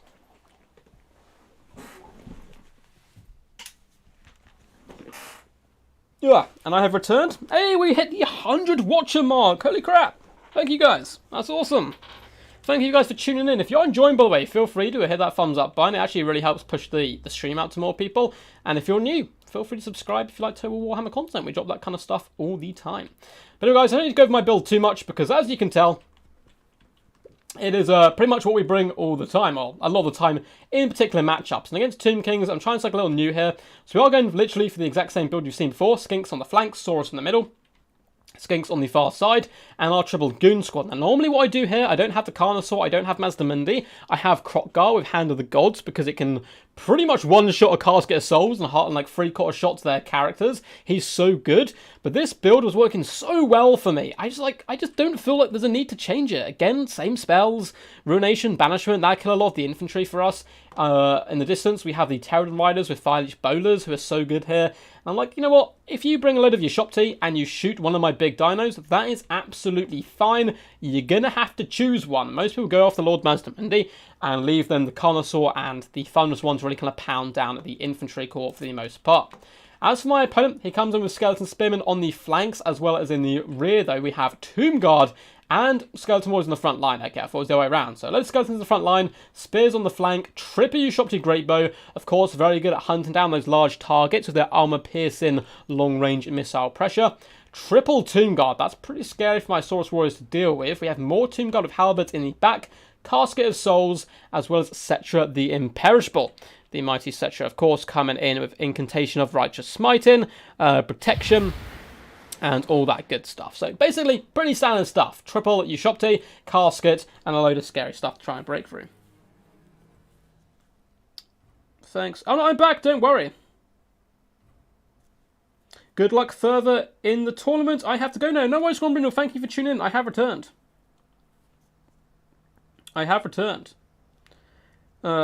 Does Bode get a point for the second win? Yes, he gains a point. Did like leave from here saying 14? I was literally going to turn my light on, bro. I'm all good. Although I'm very scared I've left a screen blocker on. I don't think I have. Cool. I don't think I've left the screen blocker on, so it should be fine. So, we are taking a bit of pounding here. Feral Carnosaur taking a ton of shots on the approach, not having a good time, trying to juke back and forth. And pop an early Apotheosis on him as well. Now, the Feral Carnosaur is a rather slim dinosaur compared to the others. It's definitely better to try and focus down at these other bad boys. Thunderous One taking huge damage. He's definitely a good target to take. He's actually going to hide behind Lord Mazdamundi right now as we do start juking back and forth, trying to pressurize my opponent. In come the Terran Riders, swooping from the skies, looking to bombard our enemies. Those Fireleech Bowlers do lovely damage to the Tomb Guard all round, who are quite elite troops. Actually floating above them now as well, looking to drop rock drops because we don't have any skeleton archers to really pressurize. And here we go, big drops coming down, massive damage straight out of the gate. Shield of the Old Ones have been popped in front of my large dinosaurs, but look at the Thunderous One! Annihilated on the approach, which is really worrying stuff. Apotheosis once again popped on him, but he's nearly dead. Although the Feral Carnosaur is on the prowl, the big T-Rex hunted down the Ushopti, and that is the aim of the game. We need to go on top of the Ushopti and shut them down. If we do such a thing, we should be in for victory. However, the Thunderous One is routing before he even gets in the fight. Still somehow getting 4 kills though. Banishment is popped on top of the Tomb God of Halberd. They're a big threat in combat to a lot of my large dinosaurs. So we're doing some really nice damage to them. My opponents managed to pull over a double Ushopti as well as Casket of Souls onto this right-hand side to rain fire down upon us. Big Ruination pops down. Unfortunately, this one misses for the most part, but does some nice damage to the Tomb God Halberd despite this. And we have Fireleech Bowlers raining fire down from afar.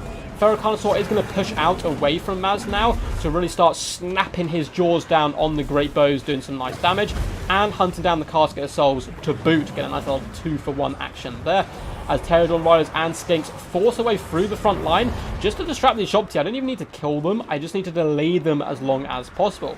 A very sad sight for me as the Thunderous One does blip out of existence there after going down. He's been an absolute MVP in 4 or 5 of my games so far in this tournament. So seeing him die so early, I was filled with a white rage of vengeance as Lord Mazmuni pushes his way through Skeleton Spearman and hunts down the Shopti, beating them down. The Feral Carnosaur feasting upon the soul of the Casket of Souls.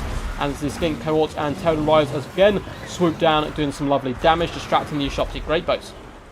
Over here, Skink Cohorts currently just vibing and once again distracting the enemy. Pterodon Riders waiting for the Shopti to pull back as expected. My opponent is doing this away from his protection so they can swoop down and get aggressive on top of these Great Bows. Lord Mazmuni having a whale of a time, of course avenging his friend though, so he's probably a bit grumpy.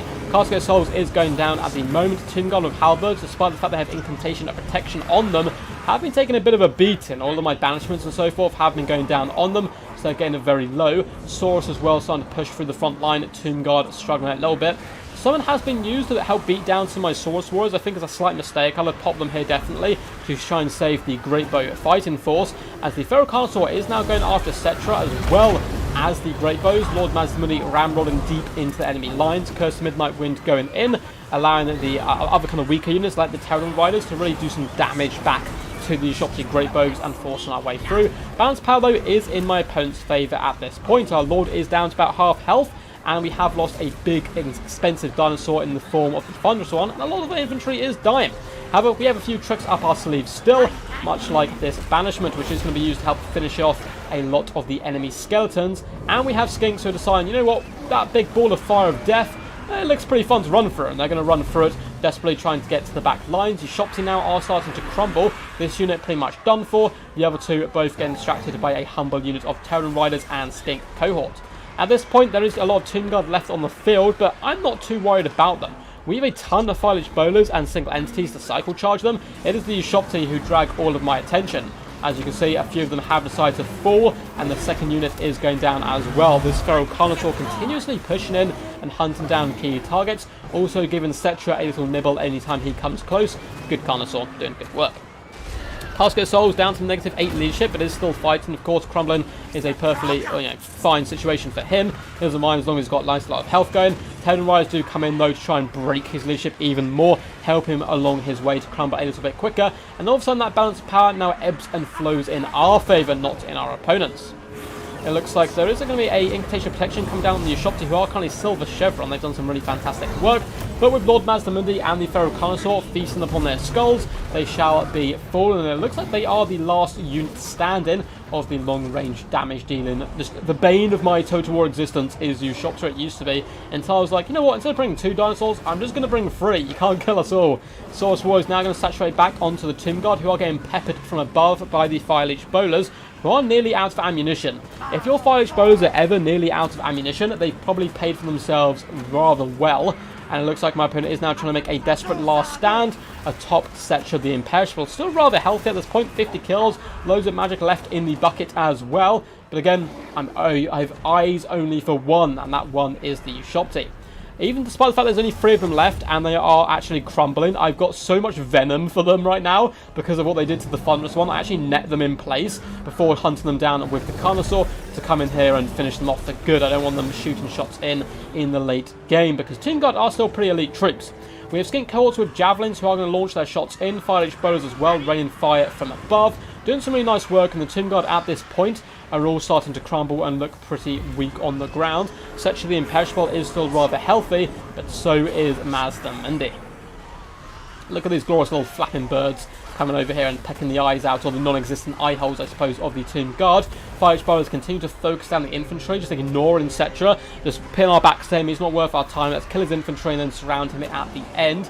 Skink Cohort struggling to throw their javelins for some reason, have kind of slowly moved forward, and they will be able to get in a volley or 2. But Mazdamundi, with a big monstrous war, slumberously bounds through the enemy formation onto Cetra, who does pop down. Incantation of Cursed Blades to give him some nice punch to face Mazdamundi, but surely the Odd Ones has gone down, and with that we're looking pretty healthy. Despite the fact the balance power says it's not all over, Cetra is now just being hunted and bounded and pounced upon by large dinosaurs. Curse of Midnight Wind has gone down on him as well, sealing his fate. Cetra does indeed perish. Cetra does indeed serve the whims of the old ones.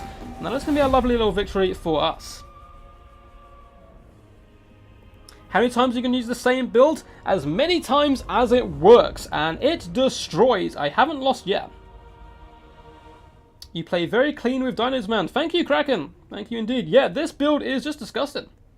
That's why I use it. And I don't use it in every matchup, but against Greenskins and Tomb Kings, basically your objectives are the same every time. You hunt down anything that can hurt the big dinosaurs, and the dinosaurs will kill literally everything else. And this is a tournament, so we are going to be going, of course, as hard as possible every single game. Not too many memes on display, I'm afraid. But that is kind of the point of this. It is the biggest tournament in the world ever hosted for Total War, which is really cool. What's up, Zadargan? How's it going, man? Hope you're all good in the hood. For those who don't know, Zadargan is a fellow YouTuber here on... or fellow Total War content creator here on YouTube. I'd recommend checking him out. Really nice dude as well. I think, did Zadargan may have even designed my banner as well. I can't remember off the top of my head. I know the actual, the score banner was designed by Malverde. Well played to post Deviant. Unfortunately, his Tomb King's fallen into the trap. I love it when people pick Tomb Kings against me, because everyone loves it as a counter to Lizardmen, but I think I've got the matchup pretty much sorted at this point, and post Deviant does unfortunately fall into that trap. Search for the Imperishable did get in the action, maybe a tiny bit too late. Damage value 1001. Certainly, I think needed to get in there, cycle charging the big dinosaurs down, because he had a really nice starting position. The Triple U Shop T, 1.4k damage value, 2.2, 1.5, decimated the Thunderous One, put it in its place, allowing it to only get 4 kills. And, you know, if you manage to protect these Shop T, keep my dinosaurs off them a little while longer by sacrificing a little bit more of Cetra, but just to pin them in and save the Shop T, I think I could have been in big, big trouble. Castle of Souls is notoriously good in this matchup. It can tear apart Temple Guard and Saurus Warriors. Unfortunately here, it got shut down rather early for my opponent, only 360 damage value. Tomb Guard as well did struggle a little bit. Not the craziest damage value on them. The Halberds did get 864, however. Skeleton Spearmen and Skeleton Warriors not, of course, paying for themselves. They were simply outclassed by the fearsome sons and daughters of the old ones. Lord Mazmudi, 1.5k damage of value, nearly 10,000 damage dealt. Wasn't here to really pick apart big targets, just harass the Ushopti and clear out the chaff, and he did that rather well. Apart from that, Skink Cohorts were a nice little nifty tool to harass the enemy back line, and Saurus Warriors just munched their way through skeletons like it's absolutely nothing. Unfortunately, the Thunderous 155 damage value is so sad. I believe in one of my round 1 games, he got like 6,000 damage value, and here, it was quite a opposite tale here. Only 55 damage dealt. Not too good work by him.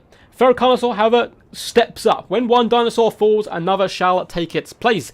Gaining up to that silver chevron, 3,299 damage value, 8,842 damage dealt. He was an absolute pain in the side of my enemy, and did a good job throughout, but equal MVPs are, of course, the Pterodons with Fire Leech Bolas. These guys have a huge amount of damage value to them, and that is because they're focusing down those Tomb Guard. 1,000 damage value here, 1,700 and 1,800. That is absolutely disgusting when you think about their cost all round, and also the fact they can chase off routing troops, cycle charge enemies in the back line, and all the other useful stuff they do bring to the table. Cetra, oh yeah, he's like 70 base AP versus large, plus his buffs. Yeah, he needs to get in there a little bit more eagerly, I think. What's up, Saphir? Can't wait to see Kraken play. Going to be exciting. I believe Kraken may be up next after my best of 3 is finished with Post Deviant. Yeah, Kraken is a monster, trust me. If I don't see Kraken Pool plus Queen Bess in this tournament by you, it'll be you duck in the book. Oh god, maybe. Maybe I bring those lovely vampires. So let's chuck up my glorious picture here and go to the next game. Get a little sip of my drink as well to stay alive.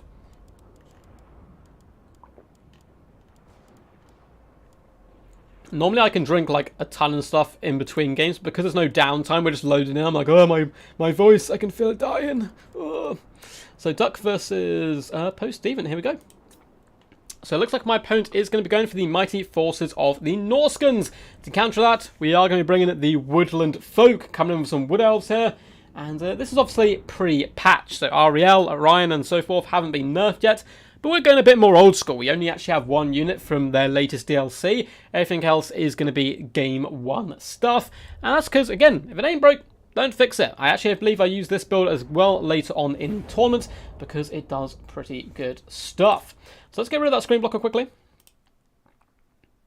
I think I also need to update the points correctly. Yeah, I just gained a point, so let's update that quickly now. A mighty 5. So we haven't lost any points. We have lost some games, but no points yet. So to lose some points, obviously, we'd have to lose one of the best of 3s. He got even better by the time you played him, from what I heard. Oh, yeah, Kraken is, like, just burst onto the scene. He's a very fearsome competitor and was doing very good in my group, so I'll talk about his run as well when we get to his games, which I think should be up after this one. But for our build, it is going to be a rather simple little Doom box. So we have Eternal Guard with spears and shields, of course. We have 4 of those bad boys and a nice little powerful hero core. You're going to be seeing a lot of single entities, a lot of hero cores throughout the course of this tournament by both me and my opponents because they're very powerful at the moment. So we have the big Papa Durfu coming in with Sword of Dave, Flock of Doom, and Manticore Summon. We have a Glade Captain. I love including the Glade Captain into these type of builds. It gives you the potential to snipe out enemy casters. She also buffs the melee attack and melee defense of nearby friendly foes with the Horn of Aisha as well as Dance of Loek.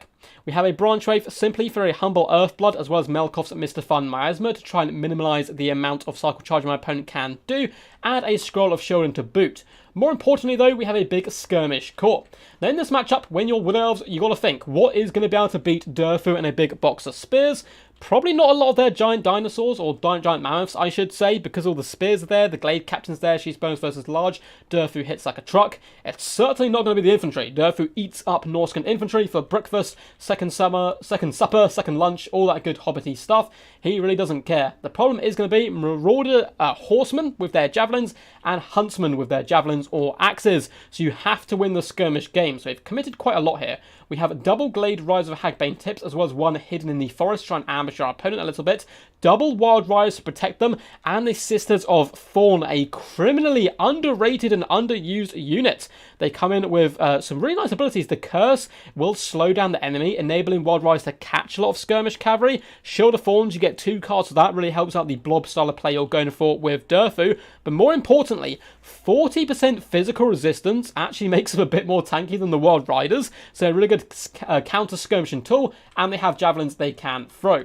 As for my opponent, he's gone for a mass of Marauders with Berserkers as well, I should say. So yeah, Marauders, Berserkers, just a nice wide formation. We have double Familiar Warriors with great weapons, who are going to be a bit of a threat to Durfu. We need to keep an eye out on them just a little bit. We have Wolfric the Wanderer, not going on his big mammoth, going for a smaller target, a little bit harder to snipe.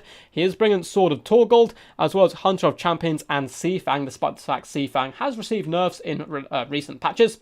Famir Balefiend of Shadows coming in with Mind Razor not Enfeebling Foes, that the Pendulum? It is indeed. We have the Pendulum, Mind Razor, as well as Melkoff's Mr. Fun Miasma, looking to slow down my skirmishers, Great Minds think alike, and Arcane Conduit. We have Horse Masters, 1, 2, 3 in fact, as well as a couple of Norscan Warhounds to protect them, and some of those pesky Norscan Ice Wolves. Now, I absolutely adore wolves. I actually even have a wolf tattooed to me, but this unit I despise because it's a pain in my butt and hunts me down and does some really nasty damage, so we're going to have to play this relatively patiently. We're going to take the high ground with our forces and then whip around the flanks with our cavalry, looking to counter skirmish. So who's your money on, guys? Who is your money on? And a very nice 42 missile damage. Oh, missile damage is always good. Yeah, the Glade Captain, honestly, is so good. I love the Glade Captain. There's certainly some battles where I just use them to snipe out like life casters and stuff, which ends up winning me the game. And it's really cool to see Glade Captains get a little bit of love. So we are going to be bounding forward. My opponent probably thinks he has the numerical advantage here. The triple Horse Masters up against the double Glade Guard and the triple Hounds as well, or Hounds and Wolves.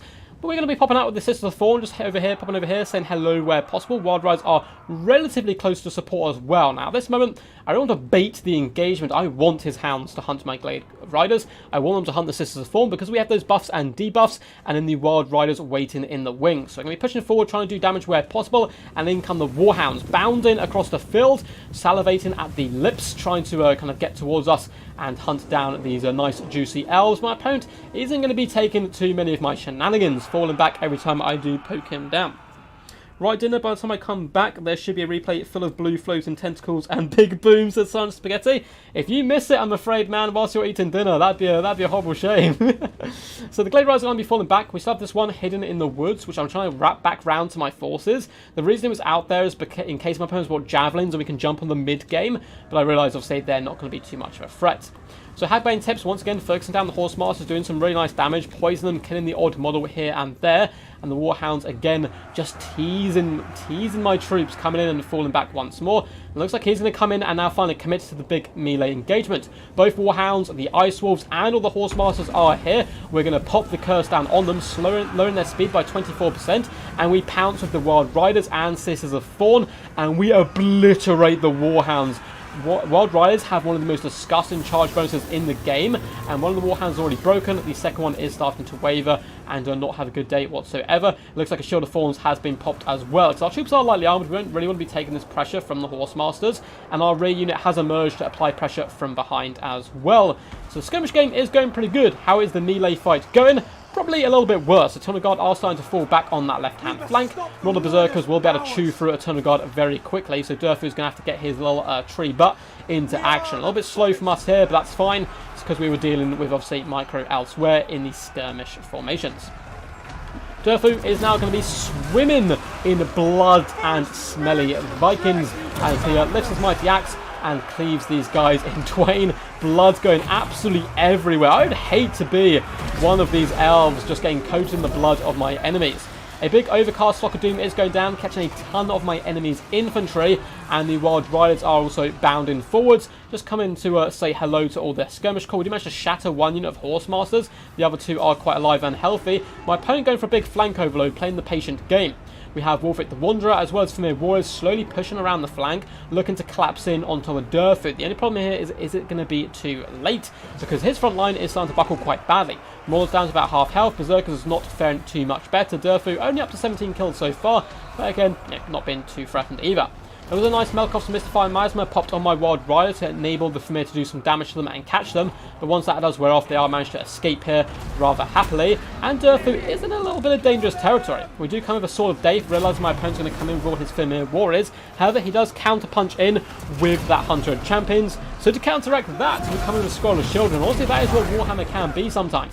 It's a counter to a counter to a counter to a counter in a desperate attempt to win. However, Durfu, despite the fact he has Scroll of Children, he has a really low melee defense right now at 8, and minus his armor as well. He's taking huge damage. Eternal Guard as well as Blade Captain will be good up against the Familiar Warriors, but Mind Razor has been popped on them, and we won't be able to drag them down particularly quickly.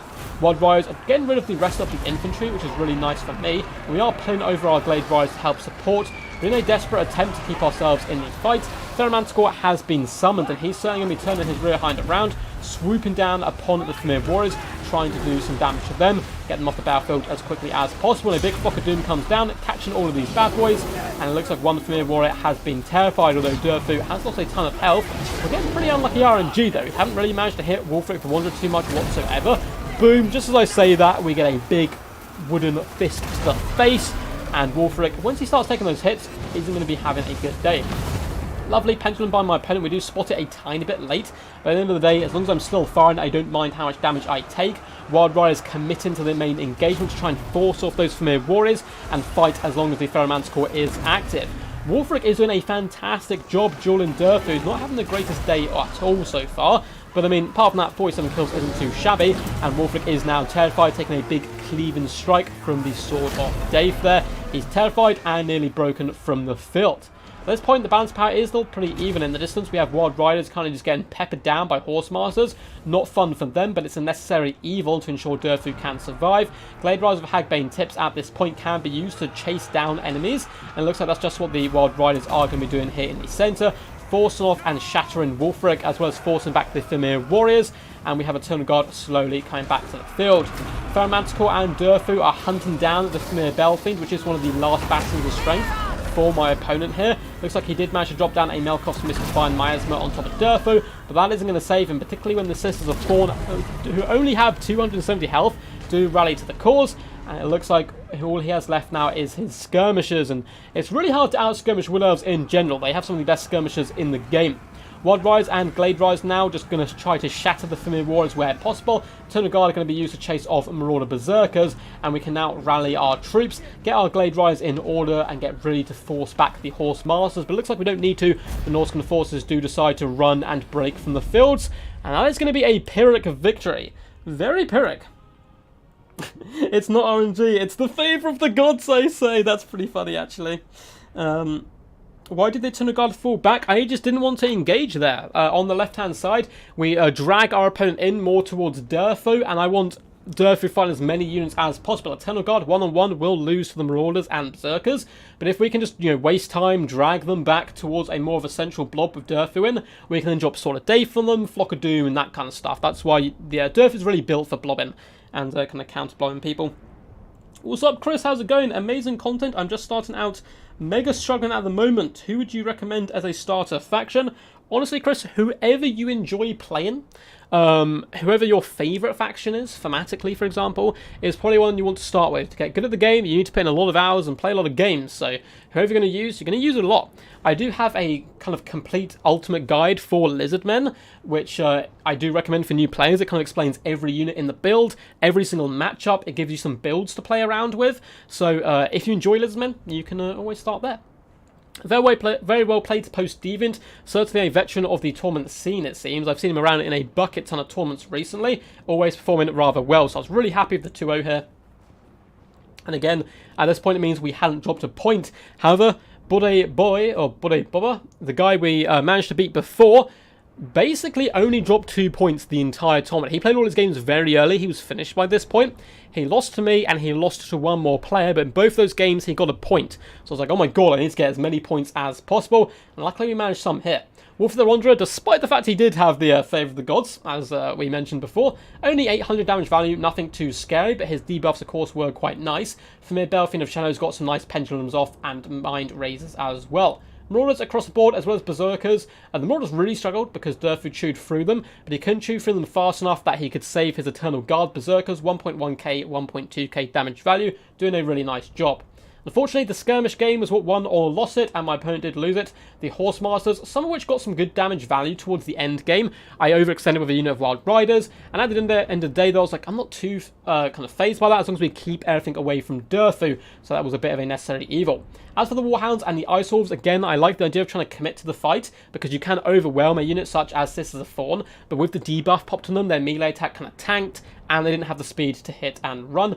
Famir did relatively okay, 645 damage value, 946. Nothing too crazy, a little bit slow to the party on that flank overload to deal with Durfu, who himself got 3,699 damage value, 17k damage dealt, an absolute colossus in the centre of my battle line. A real kind of he draws the eye of your opponent as well, and they chuck everything at them, not realising that a lot of the other units are kind of really packing a punch and dealing damage as well, such as the Cavalry. The Branch Wraith, as well as the Glade Captain, nothing too crazy on their behalf, but good support of the mighty Durfu. Eternal Guard across the board are kind of here to die, sadly, and counteract large foes, and that's just what they did. Wild Riders got some good initial shock damage before cycle charging the enemy into oblivion, but more importantly, chasing down routing troops.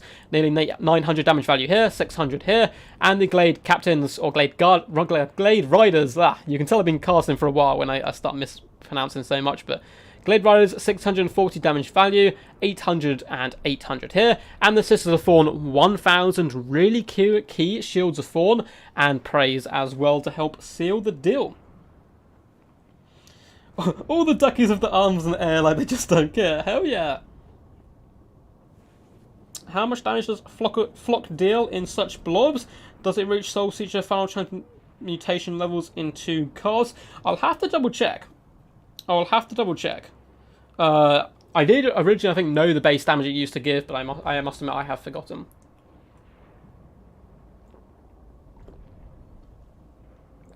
Glorious stuff. What's up, Mountain King? Hope you're doing all good, man. If you guys are enjoying, by the way, feel free to leave a big old thumbs up and subscribe, of course. All that good standard YouTube stuff. There are links down below to my Patreon as well, if you do want to support the channel that way. And also links to my Discord, where you can hop in, get involved in tournament events such as this. And as well as chat with a load of cool guys. It's a good place to learn the game as well. So, we are up to 6 points. We have lost none so far. But on the horizon comes a mighty beast. Oh yes, guys, it is time to face off against Kraken. And Kraken at this point was equally, like me, undefeated. So it was going to be a scary showdown for sure. I was a little bit worried coming into this one. I was like, I've never faced Kraken before. I'd heard of him a little bit. I know he's from Clan BBB, a load of really cool guys over there, and tend to be really good players as well. And I was like, I have no idea what to expect up against him. So, to the shame of a lot of people, I'm sure, I'm once again going to be bringing the mighty Lizardmen. However, don't worry, this time it is a different build because Kraken is a man of the people, and he is bringing Dwarfs to counter my Lizardmen. Actually, no, I think I may have countered Kraken with Lizardmen. I'm not sure. It was a really weird one because I seem to remember our next game's also getting quite confusing. So, we are up against Kraken and his mighty dwarvish folk. Let's hop in here and have a little look at the replays. Yes. Where comes the name Rubber Duck of War? Well, I am partially a duck, part rubber, and I am all about war life. But in reality, my friend had a PlayStation account called a Penguin of War, and I needed to update mine, and it became a Rubber Duck of War because I have a rubber duck called Stoke Duck, who wears a football shirt, and we used to, with the friend who has the Penguin of War, not channel, but PlayStation account, we used to go to a lot of football games when we were younger together, and we used to take the duck as like a mascot, and he came to all the games, so I ended up becoming a Rubber Duck of War. But here we go. The mighty dwarvish folk do stand to oppose my Lizardmen. Can they be the ones to overthrow us? Will Kraken claim glory? Let's make sure the screen blocker is down. There we go. And for our main battle line, it is something a little bit different. We have Skinks and Red-Crested Skinkies. Oh yes, we haven't seen these guys yet so far in the tournament. They're pretty fun. They have AP, they're Frenzy, Poison. They actually punch pretty hard. We also have a Bucket Ton, or not Bucket Ton, but Double Saurus Warriors in the middle. Cohort of Sotek, the Regiment of Renowned Skink Boys. I'm sure these guys should be sponsoring Lawmaster of Sotek or something. Oh my god, this one's gone demonic. Look at him with his little white eyes, just ready. The battle frenzy is on him. These guys can pop the ability Refuse to Die to stay in the fight a little while longer. Skink Cohort, and something a little bit familiar. Lord Mazdamundi and the Thunderous One. At this point, I can hear you already. You're screaming at your screen. Why on earth would you bring two slumberous giant targets for the dwarves to shoot? And, well, they run over all dwarf infantry really well. Big mass to push into the back line. Of course, you have to deal with Slayers, though, which we do have an answer for. Ruination, Banishments are going to be the weapons of choice. Basically, the usual toolkit. These tend to be the most competitive spells, for sure. How are we going to deal with this mass of Slayers? Well, we have triple Pterodon Riders up in the skies. The basic ones this time. We need their little blow darts to try and kill Slayers. We also have the Pokehawk Sentinels and some Skink Skirmishers. We've got one down here. And I believe, surely we have more than just the one Skink Skirmisher. No way did I just bring one. Oh, here we are, thank God. I was like, oh my god, Rubber Duck, what did you do? And we brought 3 units of Skink Skirmishers all round.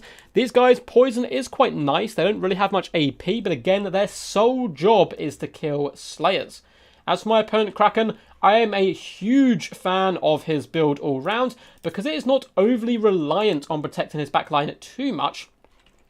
And by that, I mean he's done many Thunderers and loads of Quarrelers everywhere, which can work well. You can onion and go really wide, but he has 2 units of Iron Drake Trollhammer Torpedoes.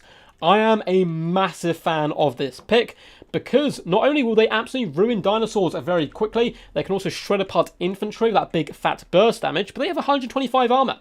And they're obviously coming in a single file line here. You pop Pterodon Riders over on these guys and drop rocks on them, it barely phases them. They just simply do not care. So they're really hard for Lizardmen to shut down. Apart from that, with Ekran Miners, as well as Longbeards and Dwarf Warriors and more Miners kind of dotted through the front line, and a ton of Longbeards on the flanks and Dwarf Warriors in the rear. Basically, just a big wall of metal and shields to pin me in place while his Iron Drakes do the damage. We also have 1 unit of Giant Slayers as well as Dragonback Slayers. Again, a better choice than just going more Slayers. This is certainly quality over quantity because Dragonback Slayers slow down the enemy and Giant Slayers have good mass to pin in large dinosaurs.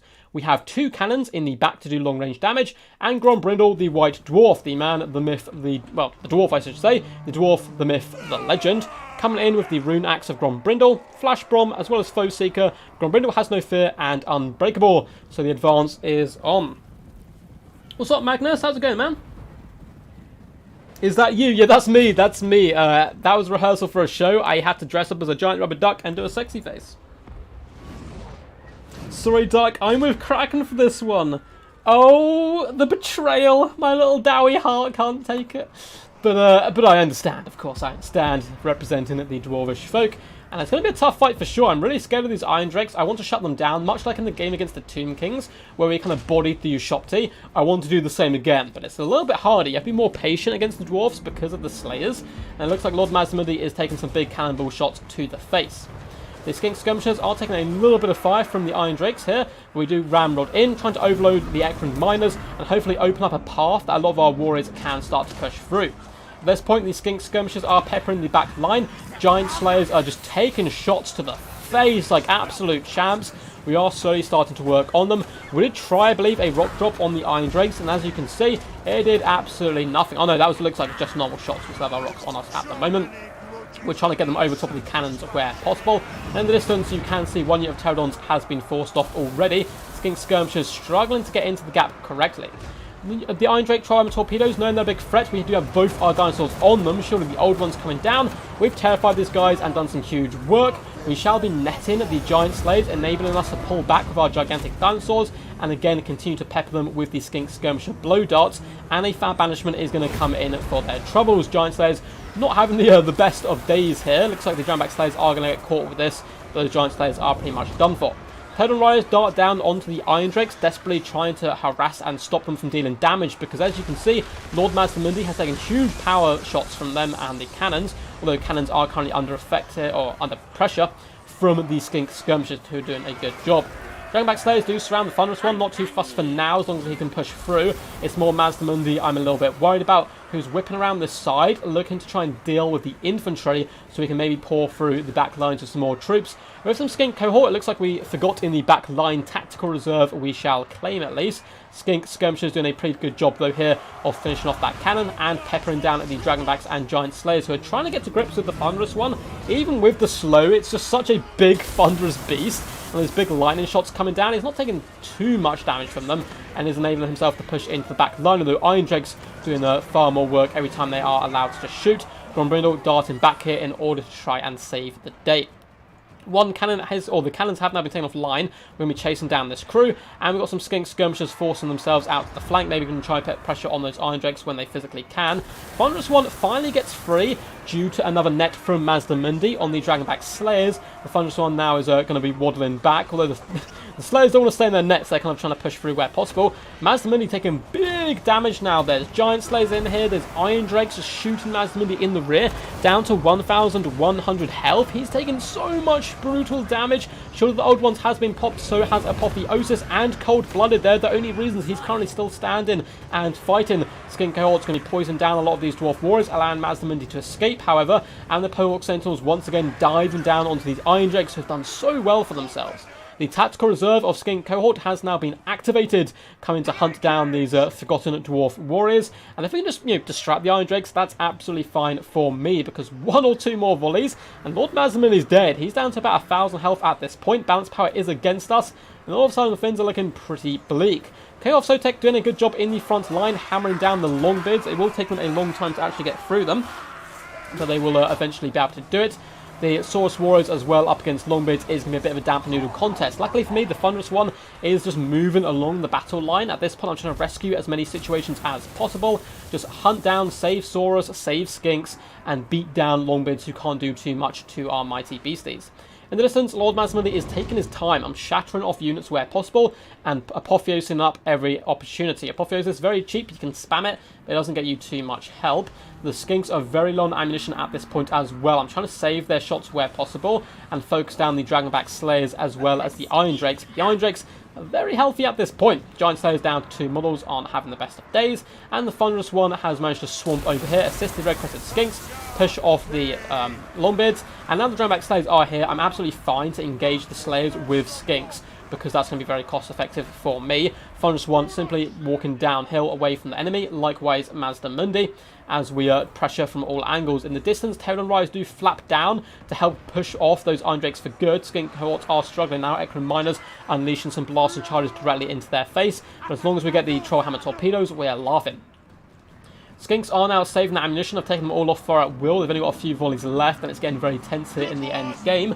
Cohort of Sotek are going to get some support by rallying Saurus Warriors. Should be able to surround these Longbeards and drag them down to a murky grave. More Saurus Warriors have gone out of control, but that will only aid them in their rampage up against the enemy. My opponent is trying to centralise his forces to defend the Iron Drakes at all costs, which is certainly the way to go. A load of shots come in at the Thunderous one, who managed luckily to juke the majority of them, although still taking a bit of a pounding. Skink Skirmishers are here as well to support, and once again focus down these troops where we can.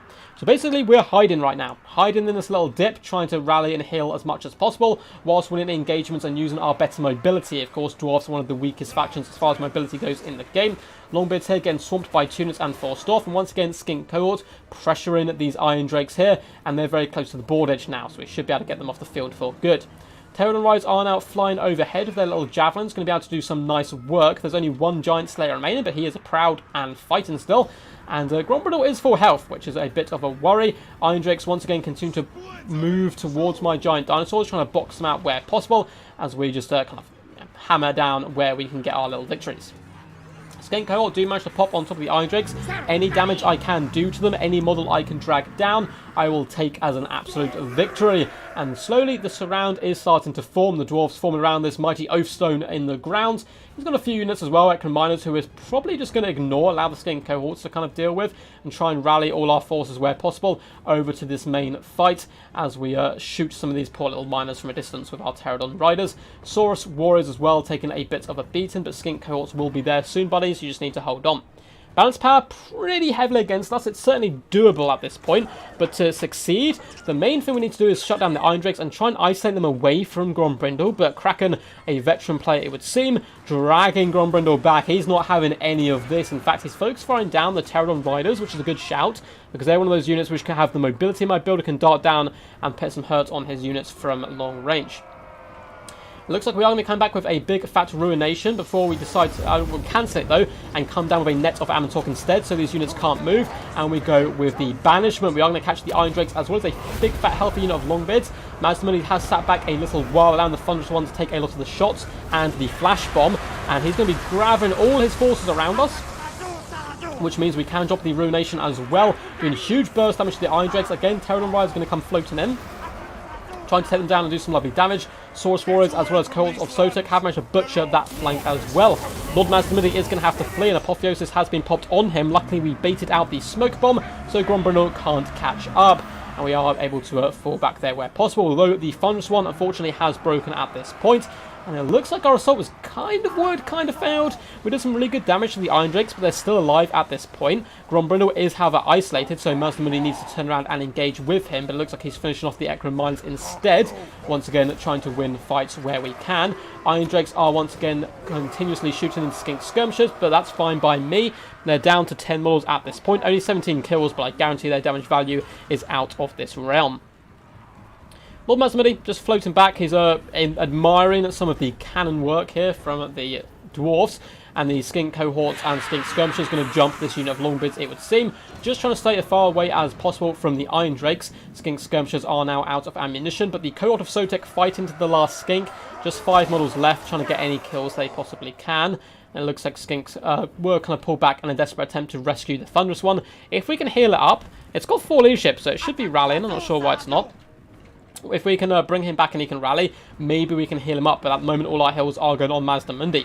Once again, trying to isolate units. It looks like this unit of Longbeards is just about spent. I can't blame them.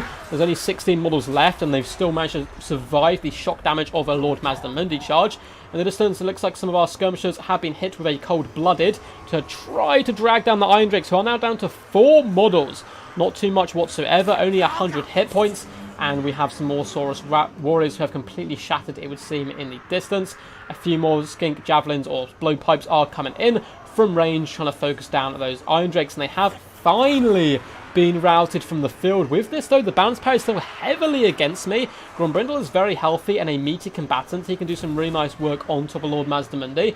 But I'm feeling far better about my chances now that these guys are off the field and being chased away by Skink Cohorts than I was a few moments ago. I was hoping to take out Big Frog in the first clash, but it didn't go well. Oh man, yeah, Mastermundi's he's a big angry frog for sure, but this battle is just so disgustingly close. Skink Skirmishers getting ready to charge into the rear. I am going to eventually have to commit Lord Mazdamundi to a fight. We're currently chasing away Iron Drakes, which is absolutely fine. Skink Cohort's just trying to drag them down. Only one left. I was taking no chances as well. I'm committing Mazdamundi to kill this Iron Drake. I don't care if it seems overkill. This guy's caused me enough trouble. In the distance, the Thunderous One is rallying back to the cause, only 700 health, but that's still a lot of punch he can bring to the table. Skink Skirmishers are simply going to kite the Dwarves for now, as we finish off and kind of slaughter the last Dwarven troops over here, and then turn around to engage our forces.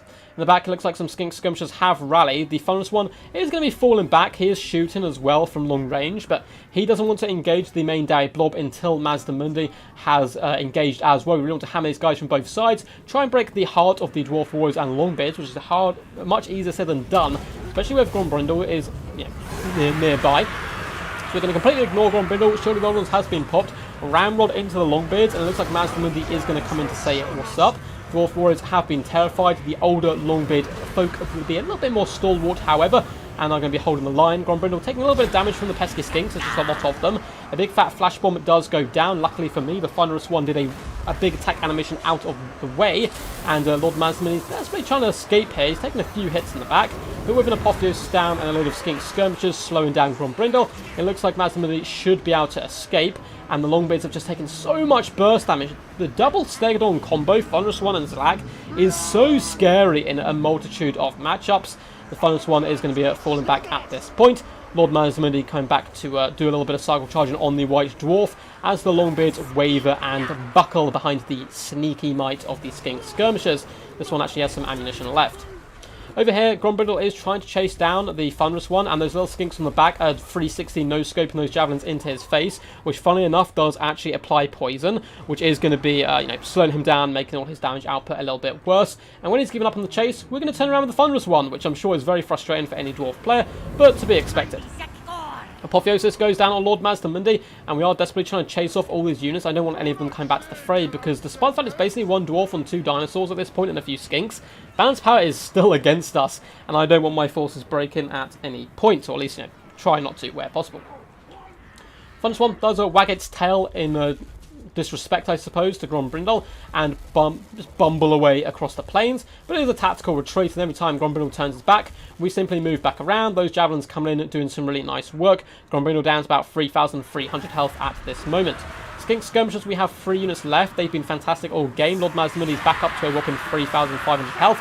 Does finish off those Longbeards, and we pop a shield of the old ones down onto our little Skinkies, trying to buy them some more time to deal the damage to Grombrindle, who's going to take a big fat charge to the face, or the smoke bomb going up the nostrils of Zlak, blinding him, not making him a happy bunny, and in comes the Thunderous One as well. Grombrindle decided to switch his targets because the Thunderous One was a bit weaker at this point. However, we do pop an Apotheosis on him and a Cold Blood to keep him in action.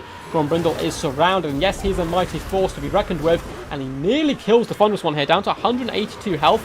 Not looking good whatsoever, but 2 mighty Stegons hitting you from either side. Even the White Dwarf can't take such punishment, and he does go down.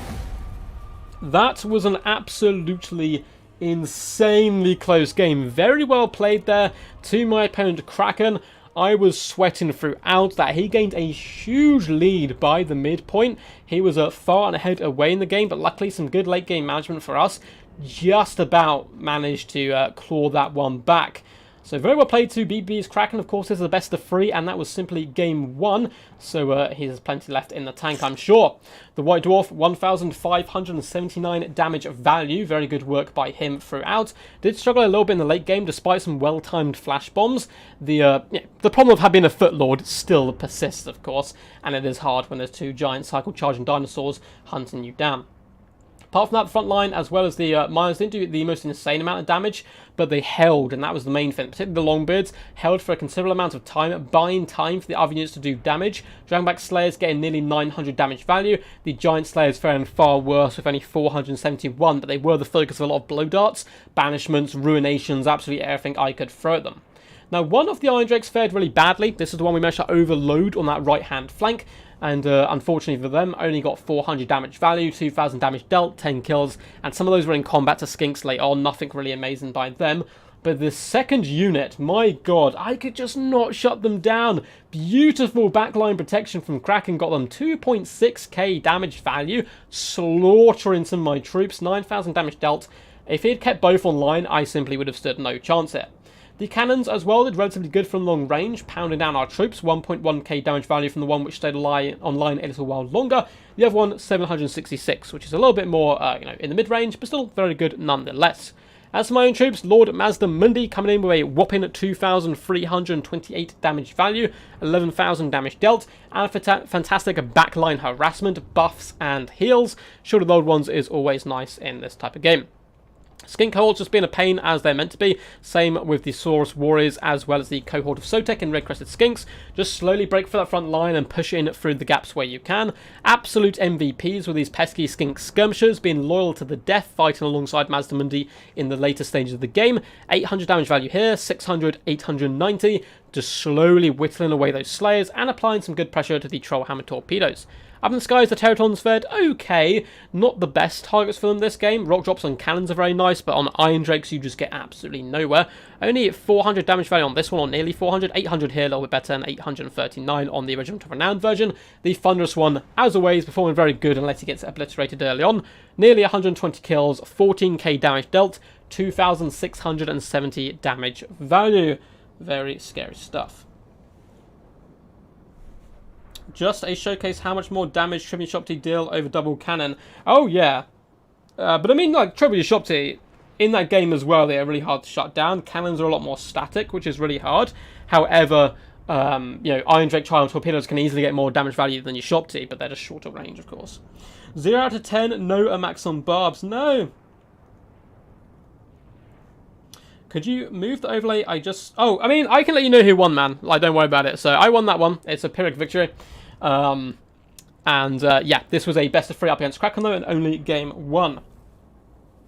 You can see the blue win for the Lizards. The bloody flag of the Dwarfs. Yeah, the Dwarfs did a good job nonetheless, though. Some good damage value across the board. But let's get my glorious screen blocker up once more. And hello, Optimus Prime. Welcome to the stream, by the way. Lovely to have you here, as always. And I hope you enjoy my little blocker here. So let's go into the next game.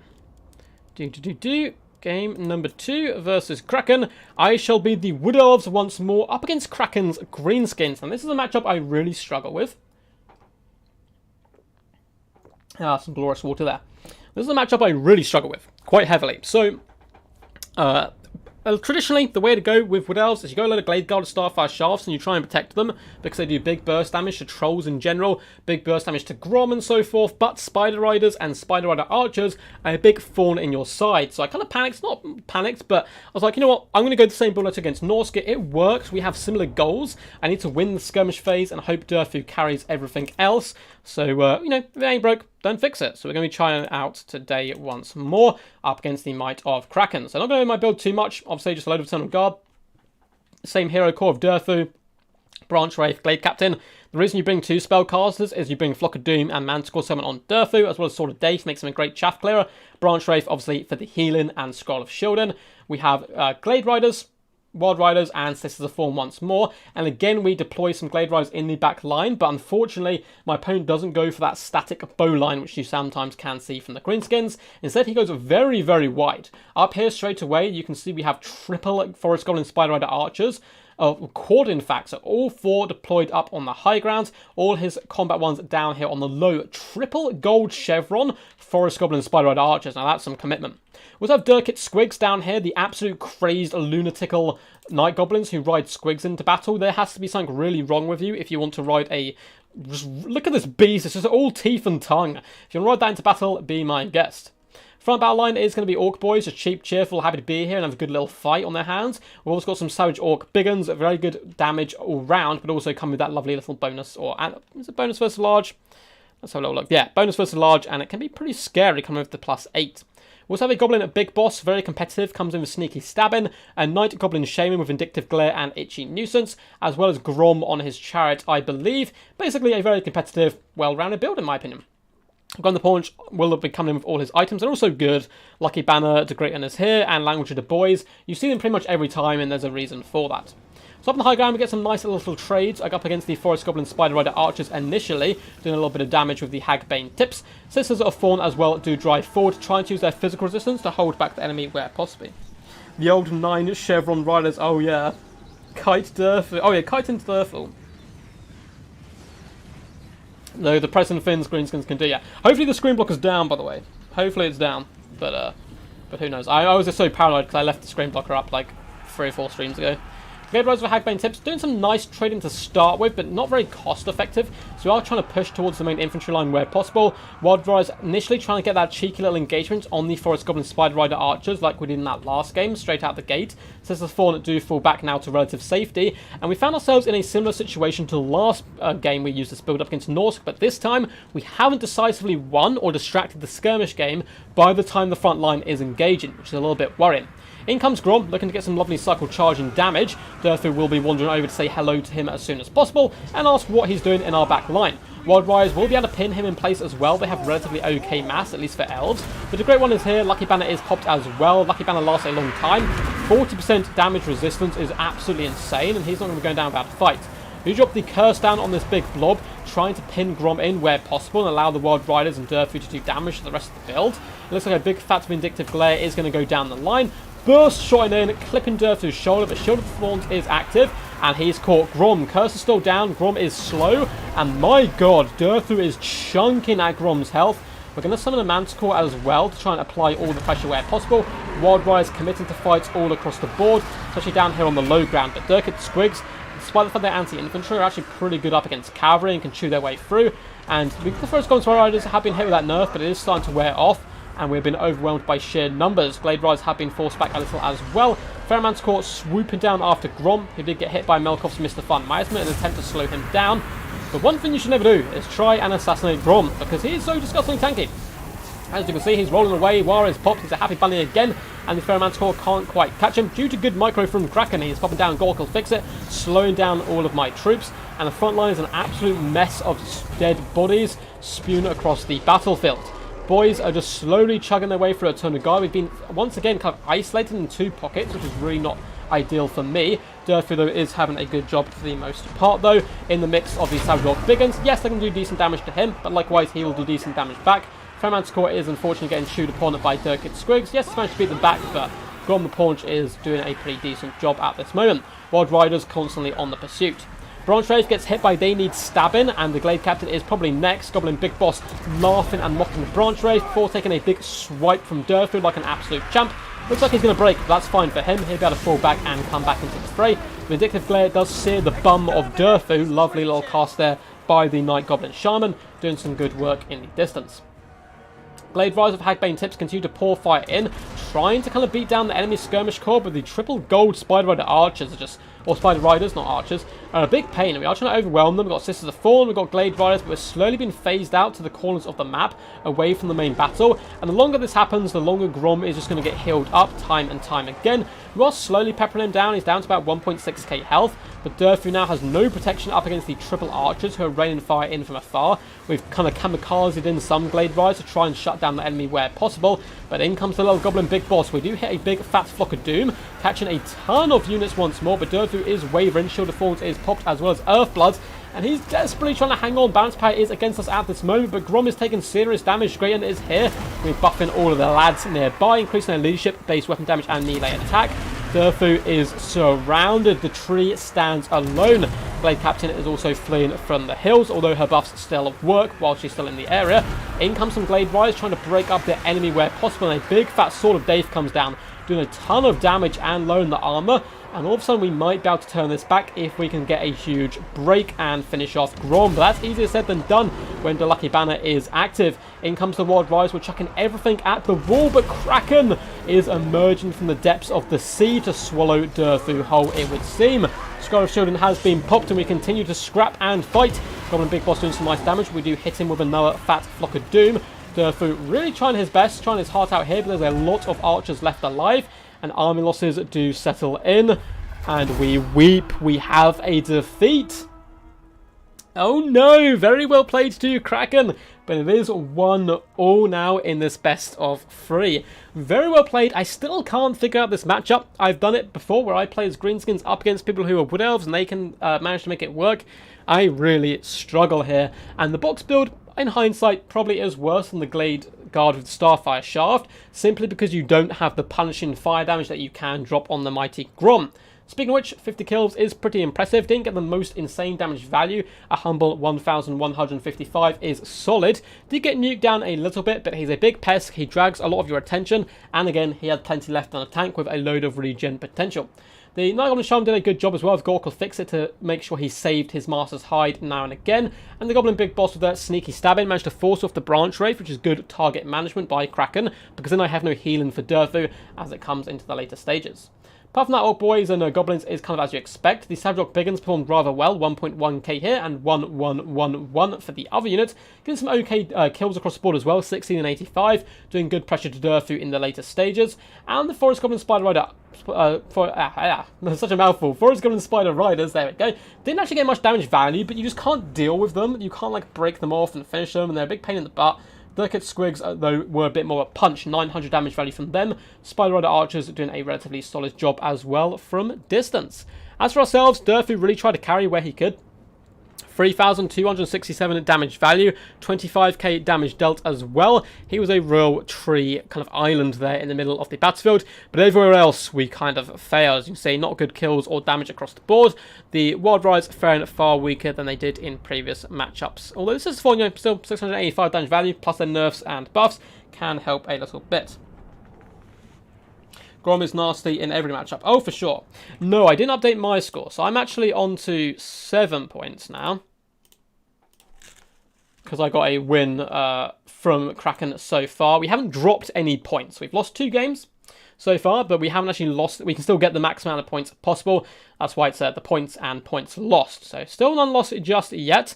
Let's add up my beautiful screen blocker. Look at it in its inductly glory. And we will find game 3 up against Kraken. Gonna have a little sip of my drink as well. That is the good stuff. I'm going to take like a 2-minute break just to chat with you guys a little while. Really thought Spider Riders were going to get nerfed this recent patch. I'm surprised the Greenskins got basically no nerfs. Which was a little bit crazy.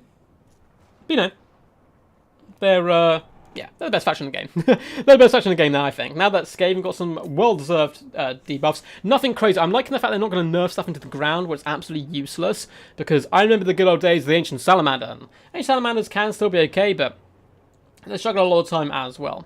By the way, this next match is going to be my Norskins, as you can see. They're kind of my second faction. I don't even know when I adopted them, but somehow, you know, so I woke up and I've got these Norskins just in my house. I seem to have adopted them as my second most played faction, alongside kind of Wood Elves. I like Dwarfs as well. And it will be a Norsca versus Tomb Kings. If you guys are enjoying the stream, by the way, I think we've been going for nearly 2 hours now, I think. If you are enjoying, feel free to hit that big old thumbs up button. And subscribe to the channel for more glorious content. It really helps push it out to more people. Oh, let me get my chat back. How OP do you think Skaven are? I think Skaven are the second best faction in the game. Very close behind Greenskins as well. It's certainly not like this big chasm that some people make it out to be. So there we go. Here is our glorious build. So for our forces, in the front line we have Marauders as well as Berserkers dotted all the way along, including the Brutes of the Hound, Regiment of Renowned. They really do take the mantra of Ragnar Lothbrok to the extreme. Probably more Rolo, actually. He was a bit more of a Berserker, and bring it to the battlefield. These guys, of course, are unbreakable. We also have the Icehorn Marauders. We have a couple of Marauder Horsemen with thrown axes to pressure large threats, as well as double Marauder Hunter Javelins. We saw how potent and deadly they can be earlier on in the stream. We have Double Mammoth. We have Wulfric the Wanderer coming with his boat, Hunter Champions, all that good stuff, and a War Mammoth War Shrine, which can come with a really useful ability, which is the Giver of Glory, plus 24 melee attack, fire damage, and 16 leadership. It is very scary. You can also pop that on Wulfric, for example, as he's trying to take down Setcher on his kitty cat. Also, you're in the money. Familiar Belfiend of Fire comes in with Burning Head and Fireball, Scroll of Shielding to boot as well.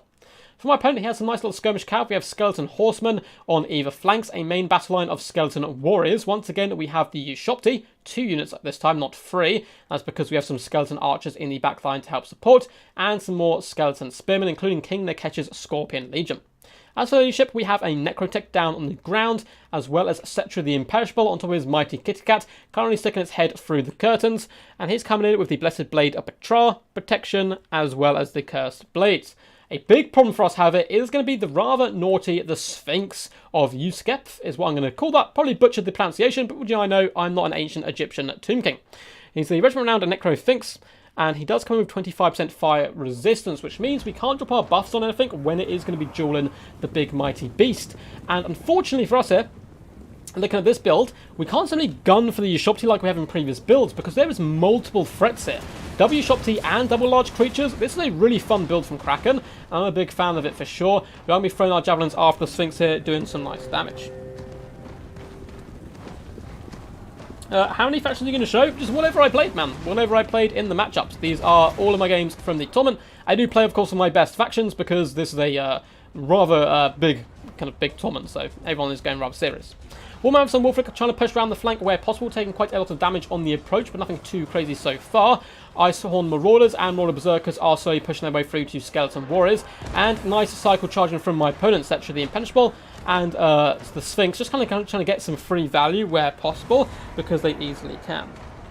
Spider Eyes need a nerf, yeah, and I can see Spider Eyes need a nerf for sure. The Skeleton Spearmen do manage to dodge a big fat fireball from me, as well as the Skeleton Warriors. Really nice juking coming in there from Kraken, but the boat dishes out some damage on the Skeleton Archers in retaliation.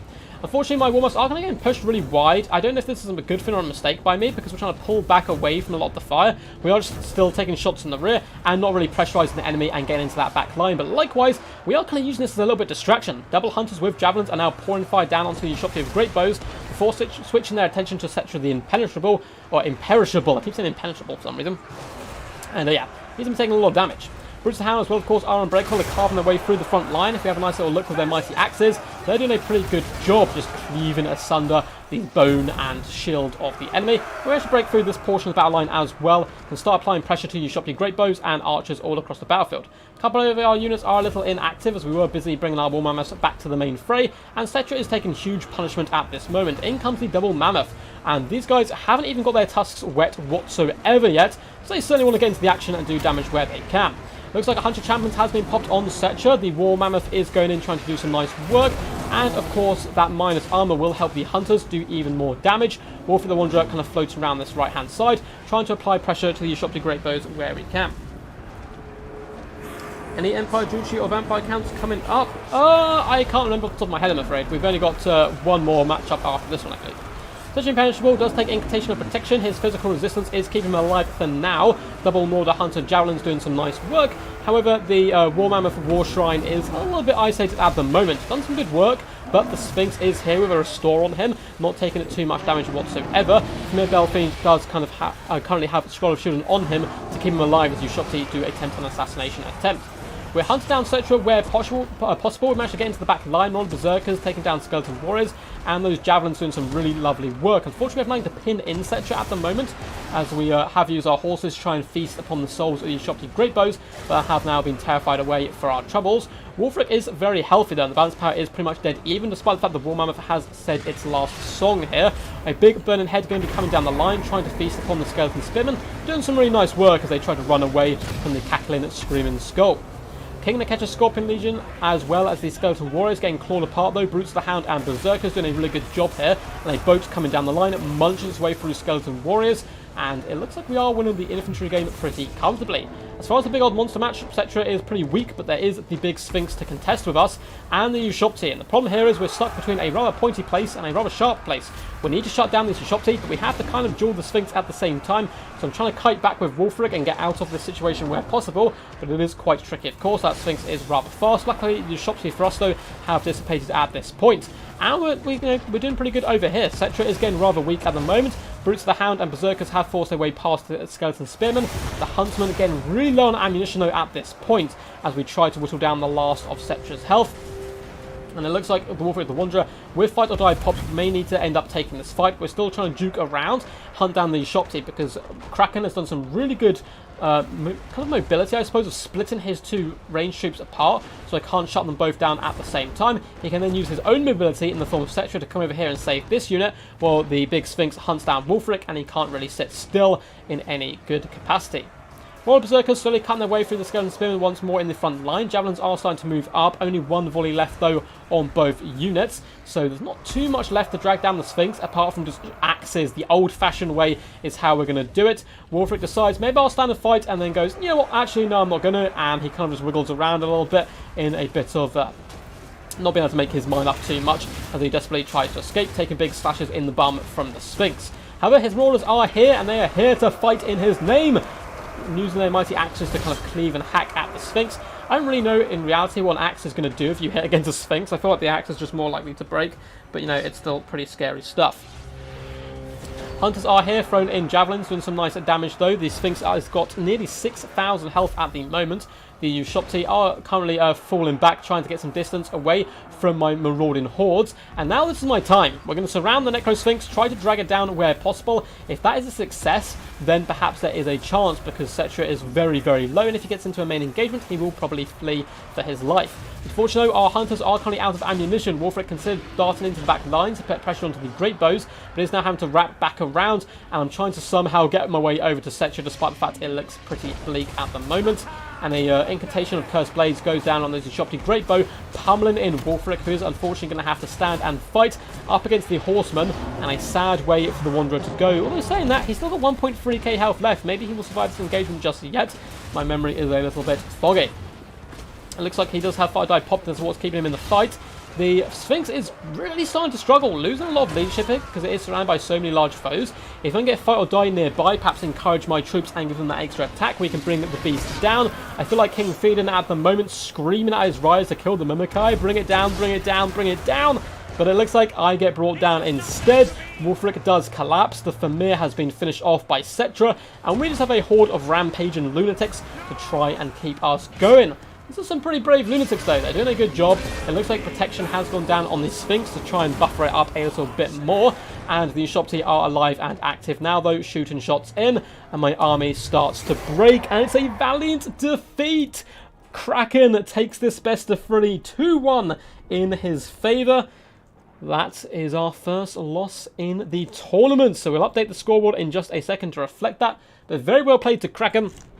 By this point, I can say, because so basically, I'll do a rundown of the rest of the group to go as we go into the later stages. But Kraken was undefeated, and that's right, he went undefeated the entire way through this group stage, winning the group rather handily. He had a lot of close games, a lot of 2-1 victories, but still victories nonetheless. So very well played to Kraken. He is the king of this group stage. But here we are, still fighting for another spot in there.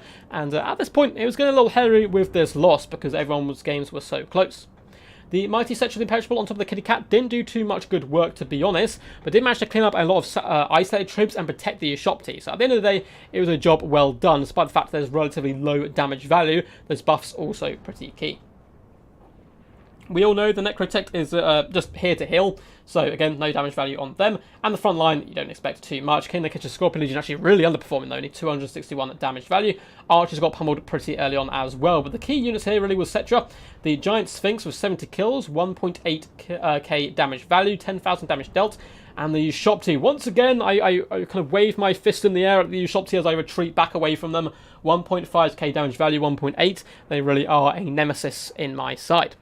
As myself, the Wanderer as well as the Mammoth got decent damage value, 1k here and 1.3. I think our big mistake was not committing them early. We kind of danced around in the back line trying to find a nice way in. We should have just ramrodded straight in, I think, and really taken the fight to enemy the true Norscan way. Famir Balefiend did okay, 63 kills, 675 damage value is pretty impressive stuff. And across the front line, Marauders and Berserkers just did their job carving up the enemy. Particularly big fan of Brutes the Hound in this matchup. They can't be forced back by a lot of the large creatures, and they mow down enemy infantry like it's nothing. 919 damage value, 163 kills. The Huntsmen, much like in previous games I've seen before, have performed rather well. 1.3 and 1.2 damage value were mainly the sole reason I managed to keep in the game and do nice damage to Cetra throughout. Unfortunately, our Horsemen not quite performing as well. So, at this point, oh, yeah, super good games. Thank you, Kraken, man. Thank you. Honestly, they were some of my favourite games in the entire tournament. So at this point, Kraken has won the group stage. I am unable to play one of my last games. I would have been able to play it today in the end, but it doesn't matter one way or another because this next game is between me and a fellow YouTuber, and it decides the fate of him or me go through. There's also some other things where we could both go through maybe, and Body Bobber wouldn't go through. But basically this matchup decides who goes through, and that's coming up next and shall be the last games of the stream. It's been pretty good fun so far. So let's update the scoreboard there. We did gain our 7th point, I believe. But we have now dropped a point as well, only claiming 1 from that best of 3. So not good stuff from us there, which is pretty scary. So let's add the screen blocker up now. Badoop. And we go to our final matchup. No, hey, Silent Spaghetti, actually, just after you left to go get dinner, there was a Kraken pool. I'm 99% sure chat can back me up on that. Let's have some glorious sips of water. And let's find these last games. So, just to give a shout out to you guys, there's going to be more Norsca, more Wood Elves, and more Lizardmen in action, as it looks like me and my opponent both bring some of those factions to the fray. But in game 1, I'm going to be bringing the mighty Lizardmen once again up against Greenskins, a matchup we've seen multiple times already on stream. And once again, I will be bringing the exact same build. It's worked twice so far, but its current year has a trick or two up his sleeve, going for a rather different build from what we've seen prior. Oh, looks like the game has bugged slightly, and it has fixed itself. This is the problem of going back to a previous patch. So of course, we're not really going to go over our build. Let's actually get rid of the screen blocker first. I know you guys want to see that picture, but it will be blocking the view. Big triple monsters. Saurus on the front line, load of skinks on the flank, all standard stuff. Mazdamundi, Thunderous One, and Feral Carnosaur. And in the distance, we do have the triple Pterodon Rider.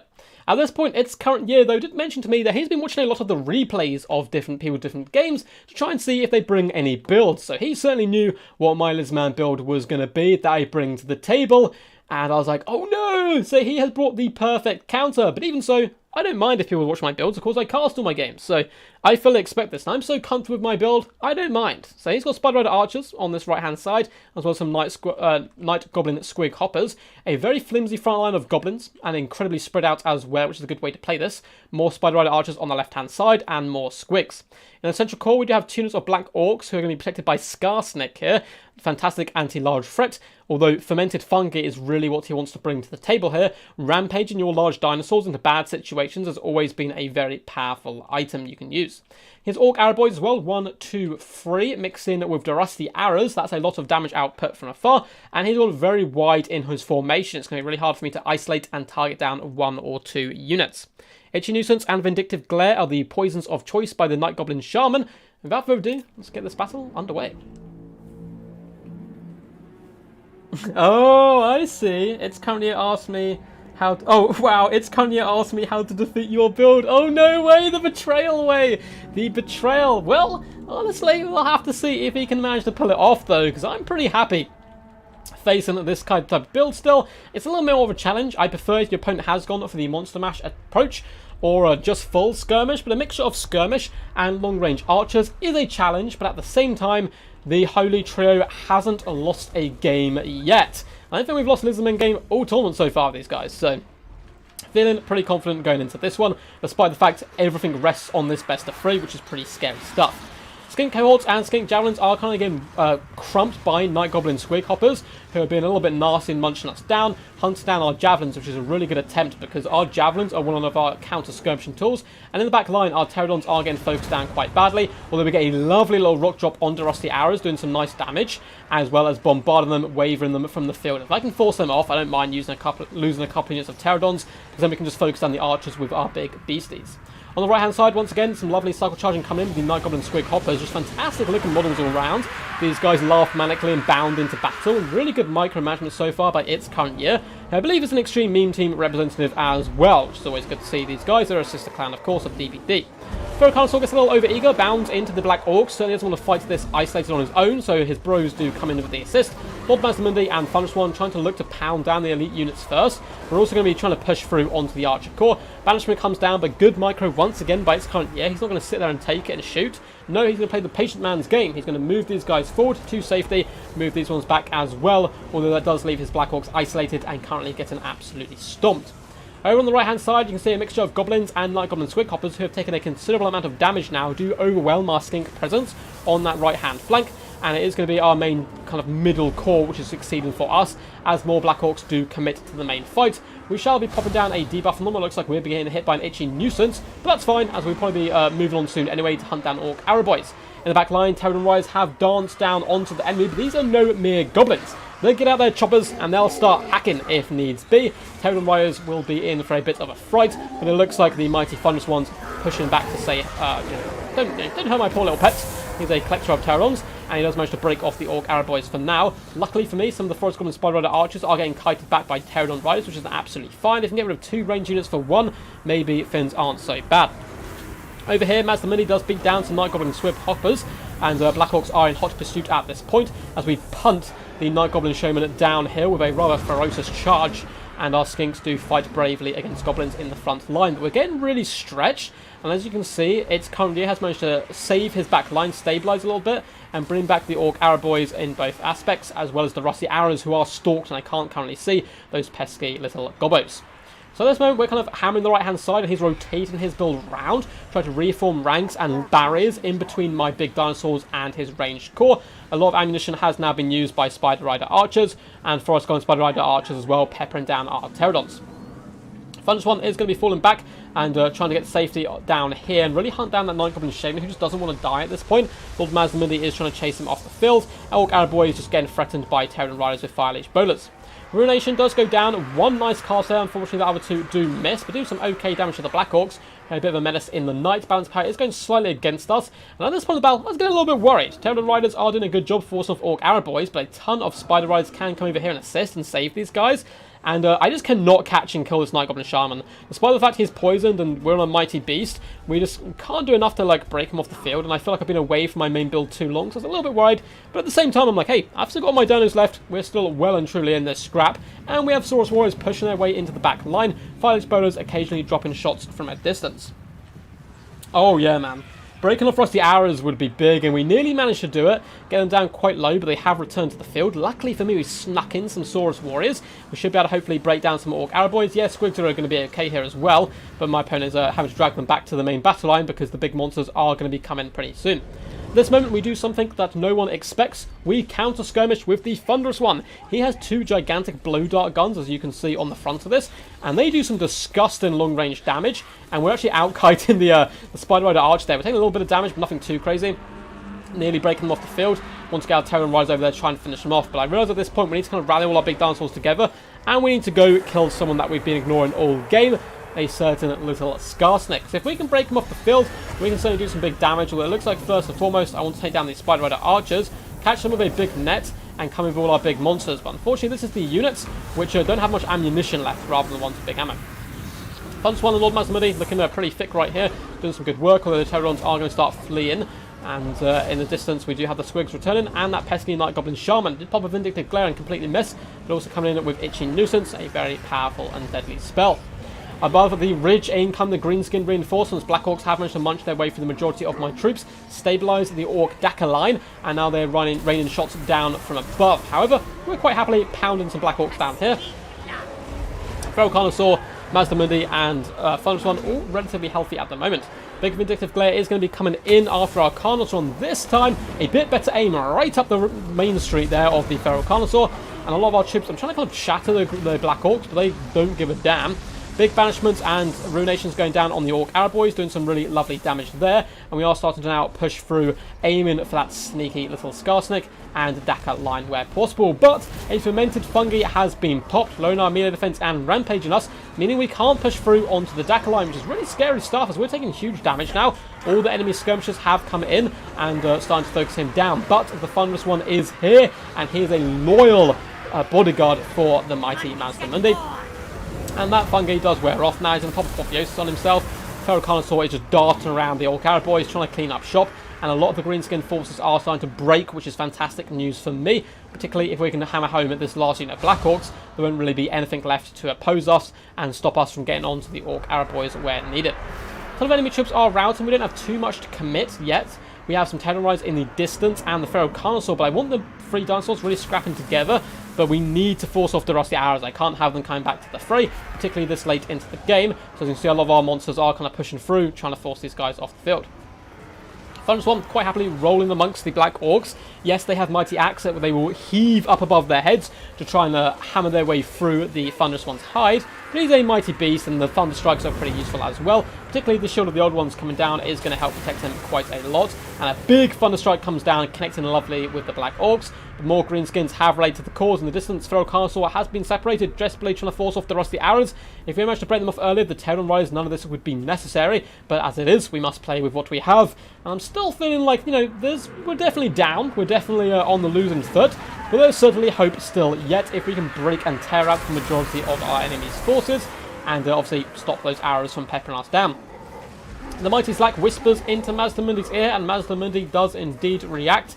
Like a well-trained pet, of course, and we are going to be now pushing after Scarsnake. Scarsnake is anti-large, and from my recent games with Scarsnake, he's also immortal, I figured out. For some reason, I don't know if it's because he gets hit down a lot or he doesn't have a big hitbox, he does not like dying. He is pretty immortal, so I know I've got a pretty tough job, but two gigantic dinosaurs, we saw how hard we could hammer home Grombrindle early on. It's certainly possible to beat him back.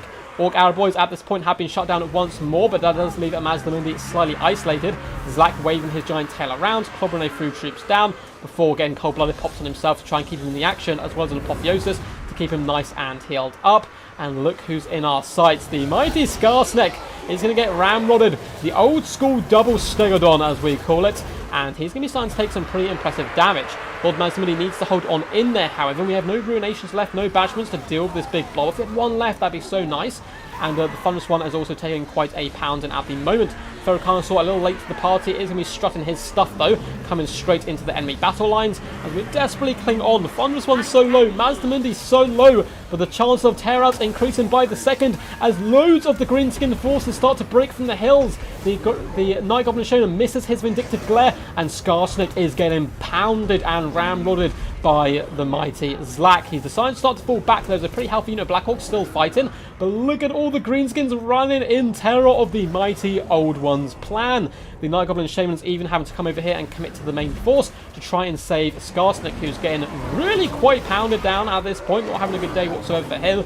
What started as a nice little scheme has kind of backfired. Carnosaur snapping his jaws and tail, trying its best to bring down at the enemy lord, but Mazdamundi has been forced off at this point. Consistent archer pressure from the Orc Arrow Boys is raining down from afar, doing some really good work.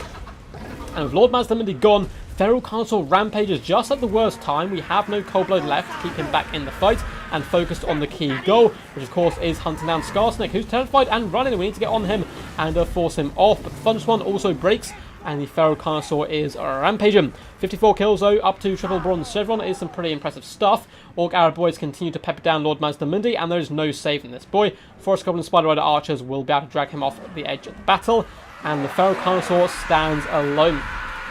Is there hope? Is there a dream? Perhaps, but a fermented fungi shall crush that, and down we go with a valiant defeat. You think Darth casted this game? Oh, no way! No way, when did he do that? I don't remember sending it in to him, I don't think. Maybe it's Current Needle, or maybe he cast it as well. The Black Hawks keep chopping. Oh yeah, for more, man. Scarsnake alone can probably kill those giants. Unfortunately, Scarsnake is actually very squishy. He needs saturation to do it. And we did some awesome stuff to him, but couldn't quite bring him down. Really understating the impact they're having. Well, the Black Hawks did a pretty good job. Black Hawks did a good job. They did some decent damage to the dinos, but it's certainly the Arrow Corps which won the day there. And this is getting worrying because this is the battle to who qualifies between me and this current year. And we're 1-0 down, and we've just lost with our favourite faction. Not good stuff whatsoever. It is certainly worrying times. Mazdamundi has 138 kills, 2,000 damage value.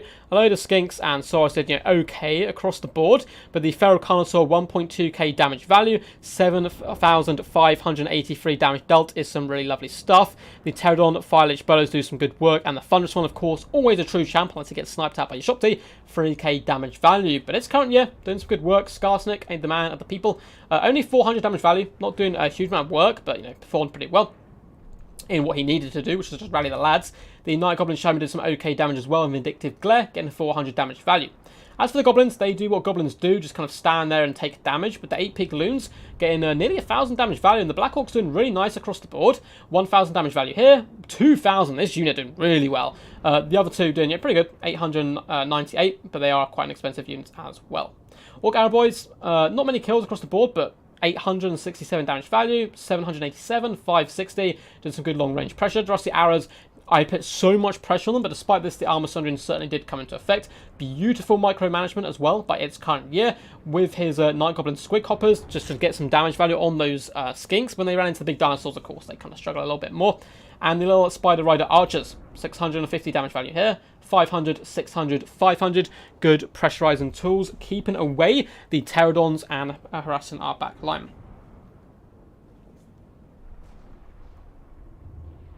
You won that one with a crazy comeback. Darth said it was you on your lizards in the second game. Oh no, that would have been against the Bretonians, maybe. I think he cast that game, maybe.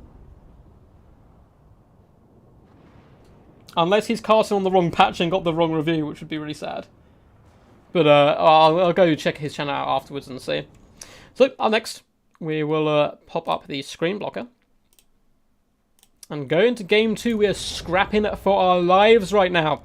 To qualify, we need to beat its current year. I mean, if we lose, I think there's a chance we can qualify, but it's really rough. So we definitely want to try and beat him where possible. And unfortunately for us, we have got Wood Elves into Bretonnia, which, you know, the history of this matchup is abysmal for the Wood Elves. It has certainly improved through like the latest patch and so forth, but it is still really quite bad. And this is played though before the latest DLC and so forth, or FLC. So Ariel and Orion haven't been nerfed, and we did bring both of them to the table. So this battle has already been cast on my channel. I didn't want to spoil it for anyone, so if you haven't seen it, that's good. But if not, I'm quite happy to cast it again because it's an absolutely insane game. But I was worried because of the replay situation that this replay was going to be ruined because some of its units have been heavily nerfed. But luckily, we found a way around that by dropping down a beta or whatever.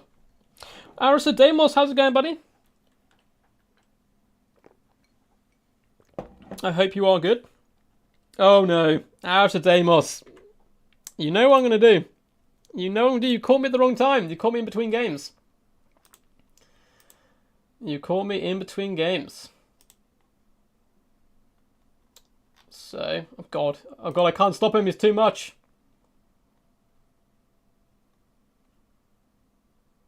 Go. So, we put you in a little timeout, bud. Just for the, I appreciate the duck love, I really do. But there's too many ducks. Too many ducks. Right, for our forces, once again, an Eternal Guard box always goes pretty well. We have the Winterheart Guard as well. Actually, have I taken away the screen blocker? The Arish Damos, you distracted me. You destroyed me. So Eternal Guard all the way throughout, as well as the Winterheart Guard, unbreakable version in the front line.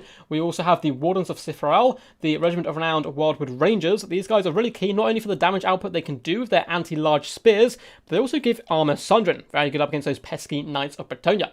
In the center, we brought Orion, the King of the Woods. Look at him. And how fearsome and scary he does indeed look. Comes in with Horn of the Wild Hunt, Hounds of Orion, Hawk's Talon, Foe Seeker, Cloak of Aisha, or Isha, whatever you want to say. This has been nerfed. So currently it restores 8 hit points per second and 44% damage resistance. I think it restores a bit more HP quicker now, but the damage resistance has been halved, which is pretty scary stuff. We'll have a Glade Captain on foot, once again with all her buffs like we have seen in previous games, and Ariel coming in with her free, well, basically regrowth, Berry Wine. We have Acorn of Ages, Soul Stealer, Tempest, Apotheosis, and Shield of Thorns. A pretty hefty toolkit for sure, but we're going for pretty much a box with triple Hawk Riders up in the skies, trying to use them like Pterodon Riders to harass the enemy back line. For my opponent, it's current year, we have peasant mobs dotted all the way through the front line. Cheap, very uncheerful, not particularly happy to be here, but they are fighting for their king, so it is expected of them.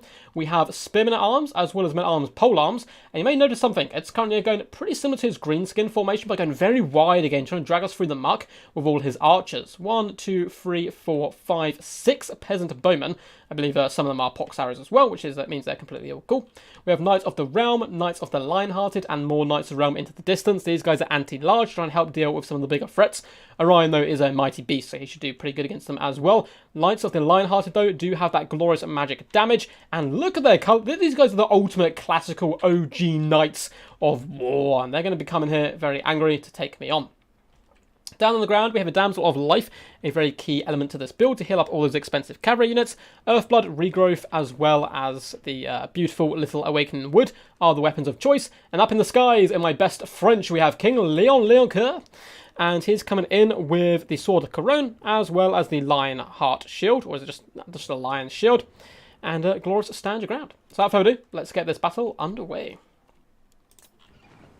Who is your money on? The old 60 leadership chaff, eh? Oh, you gotta love it. You gotta love it. I do love little peasants down here. Those ones are the only the 44 leadership. I'm seeing some about the... I'll take got like 90. They're doing pretty good. So Hawkrise flying along. I'm just really trying to flow to this left-hand side for now because there's less archers over here. So maybe I can punish one unit of bowmen.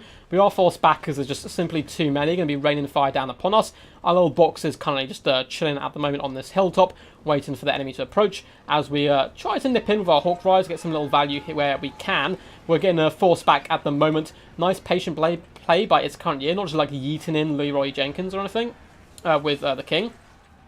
And so, if I'm going to pop forward and harass, I'm simply going to sit back and pep you down with archers and wait for you to advance to me. And I don't really have too many options at the moment.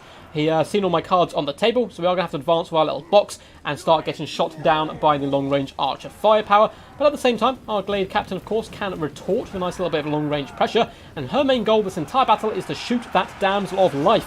I want her dead. I want her dead now. And that is going to be her job. Orion, as well, with his mighty spear, is also going to try and focus her down where he can. Ariel does pop a little bit too kind of close to the front lines on top of those peasant mobs to help terrify them away. The king will spot this turn, perhaps try to hunt her down. In the back lines, the Hawkrise are charging desperately into the peasant bowmen, coming too clumped up though, and taking a lot of shots to the face. We are bloodying our wings, trying to burst damage down the peasant bowmen and force them to field as quickly as possible. Over here, Ariel has been caught by the king. The Lion Shield has been popped and stand your ground. We do counteract a little bit as well by fleeing, and the Eternal Guard are going to be trying to push in to rescue their lady. Trying their best, but Ariel is taking a bit of a pounding right now. And Orion, seeing this, infuriated, charges headlong after the king. He is not happy whatsoever. The Knights of the Lionheart do charge in as well to rescue their own king because he doesn't want to tussle with a full health Orion. Orion is a mighty foe indeed.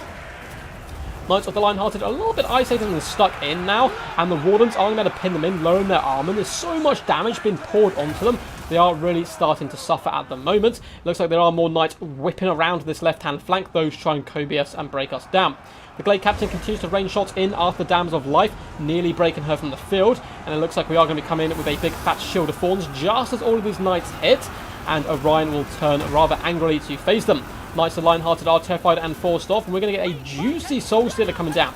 2 units of Knights of the Realm, or 1 Knights of the Realm, 1 Grail Knights are here. Hawkeye is going to swoop in as well, trying to use their AP on the charge to break off these units, force them away, and rescue our own allies. Peasant mobs have surrounded the Elvish folk, and I would hate to be an elf to be dragged down by a peasant. It'd be such like a sad way to go.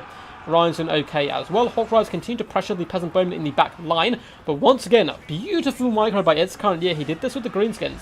He's simply going to crossfire me. If I want to charge him, he's going to turn all the other units into the middle and obliterate me. He's ignoring the big damage units for now, playing the patient game, looking to drag down my units. But because of that, the King's kind of not getting in the best engagements. He's been used to protect the back line and force off the Hawk Riders, which both comes with its pros and its cons. The pros, of course, his archers will stay online and they're good against my entire army.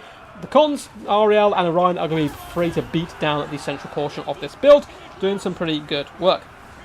I like the weapons peasants use. It really shows how poor they are. Funnily enough, it's not actually like unhistoric or anything.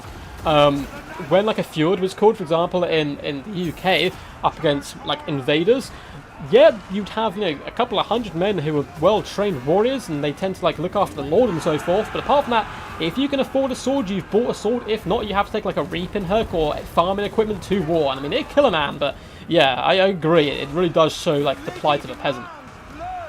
Glade Captain is surrounded at this point. My opponent not too happy probably with the assassination attempt on his Damsel of Life. However, Orion has popped over here to help support.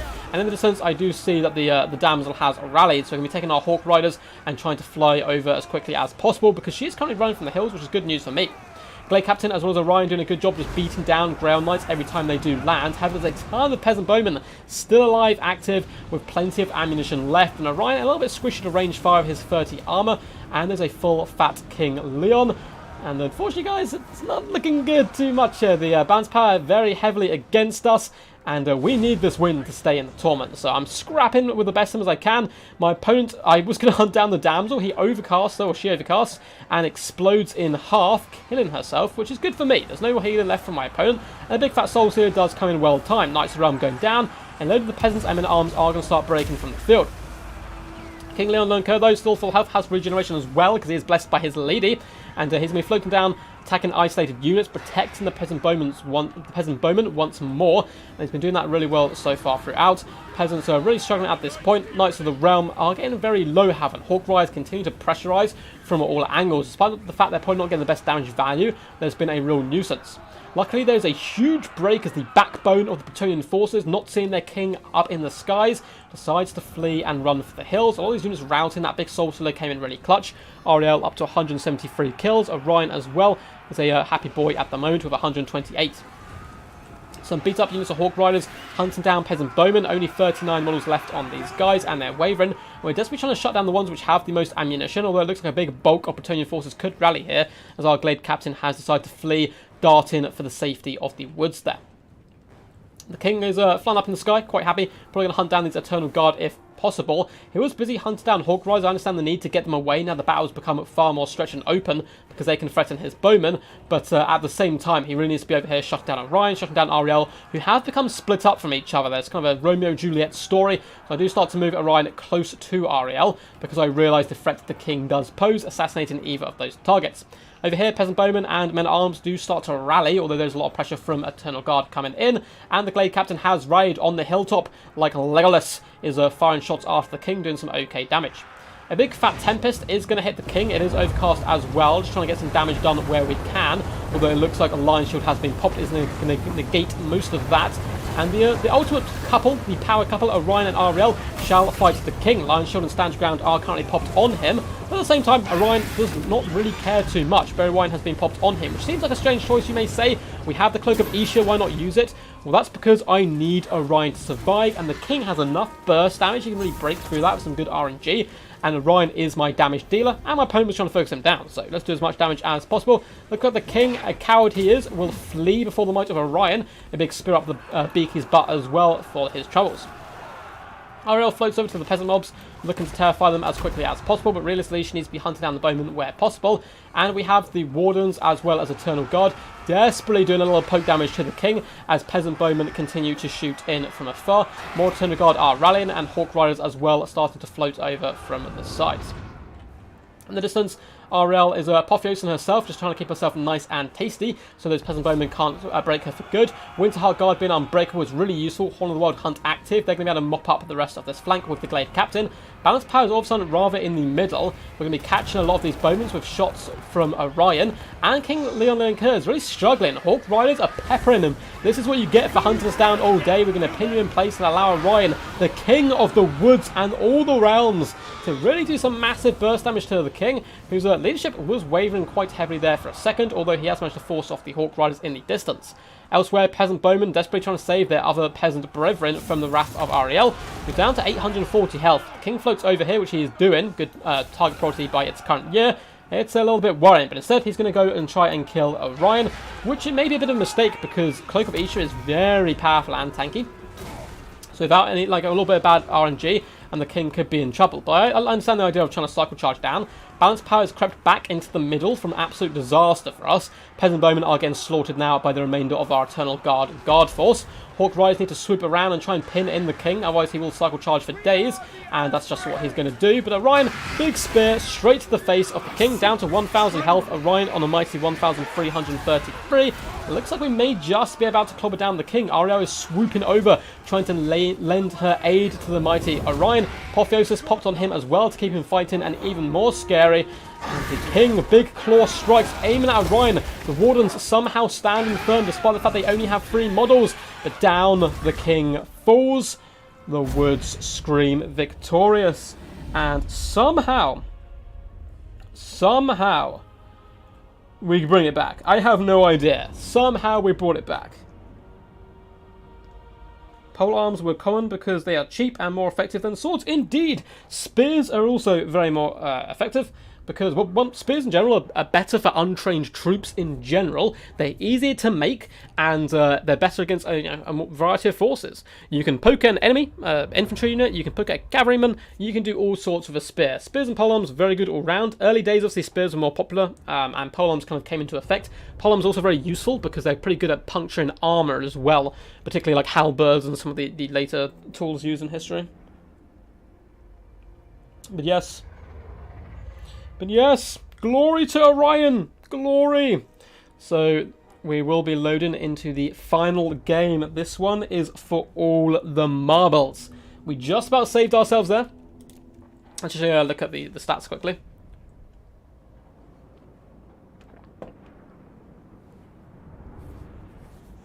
We just about saved our own marbles there. That was very close, and if we had lost that, we quite possibly could have been out of the tournament. We'd have had to win our last 2 games and I hope to try and stay in. So getting this 1 victory back is really nice, but it's not done yet. We have a final game left against its current year, and he's proven he is certainly no joke. Both our games are incredibly close. I'm sure this last one shall be no different. The Mighty King, 2,000 damage value. Very impressive work by him. I think he should have been more proactive and aggressive early on, though, due to the fact he has regeneration, and he never reached his healing cap. So been a little more aggressive on darting in, trying to snipe Ariel, Ryan and so forth could have served him well. But likewise, his archers may not have performed so well because he did a good job forcing off the Hawk Riders. Nearly 1,000 damage value on this peasant unit, 840 here, 950, 1,000, 1.5, 1.1. Peasant archers having a fantastic day, slaughtering these ethereal ancient creatures from range and going home to chat about it around the fire. Those who won't be going home will be the brave knights and Bretonnia, unfortunately. Nearly 1,000 damage value on this one, 1,000 here, 970 and 1.1k. Pretty good value across the board, but Orion really did counter them quite nastily, and there's a lot of just pokey spears all around to help finish them off, and of course Ariel's nasty magic. The Damsel of Life getting sniped out was absolutely huge for me. If we have a little look at the polearms and spearmen, 340 damage value here, 220, 380, again, nothing too great. As for my own forces, Orion really did pick this game up, shovel it into my back, and kind of, keep the game going and keep my hopes alive. 3,903 damage value, 15k damage dealt, 156 kills. Very impressive stuff from him. The Glade Captain, she did pretty good, 1.4k damage value, and had the pivotal role. All she had to do the whole game was give those buffs, snipe that damsel, and that's just what she did. 2.5k damage value from Ariel, did some really nice work, 217 kills. And the Eternal Guard, again, not the craziest amount of work, but they held the line and killed a bucket ton of peasants.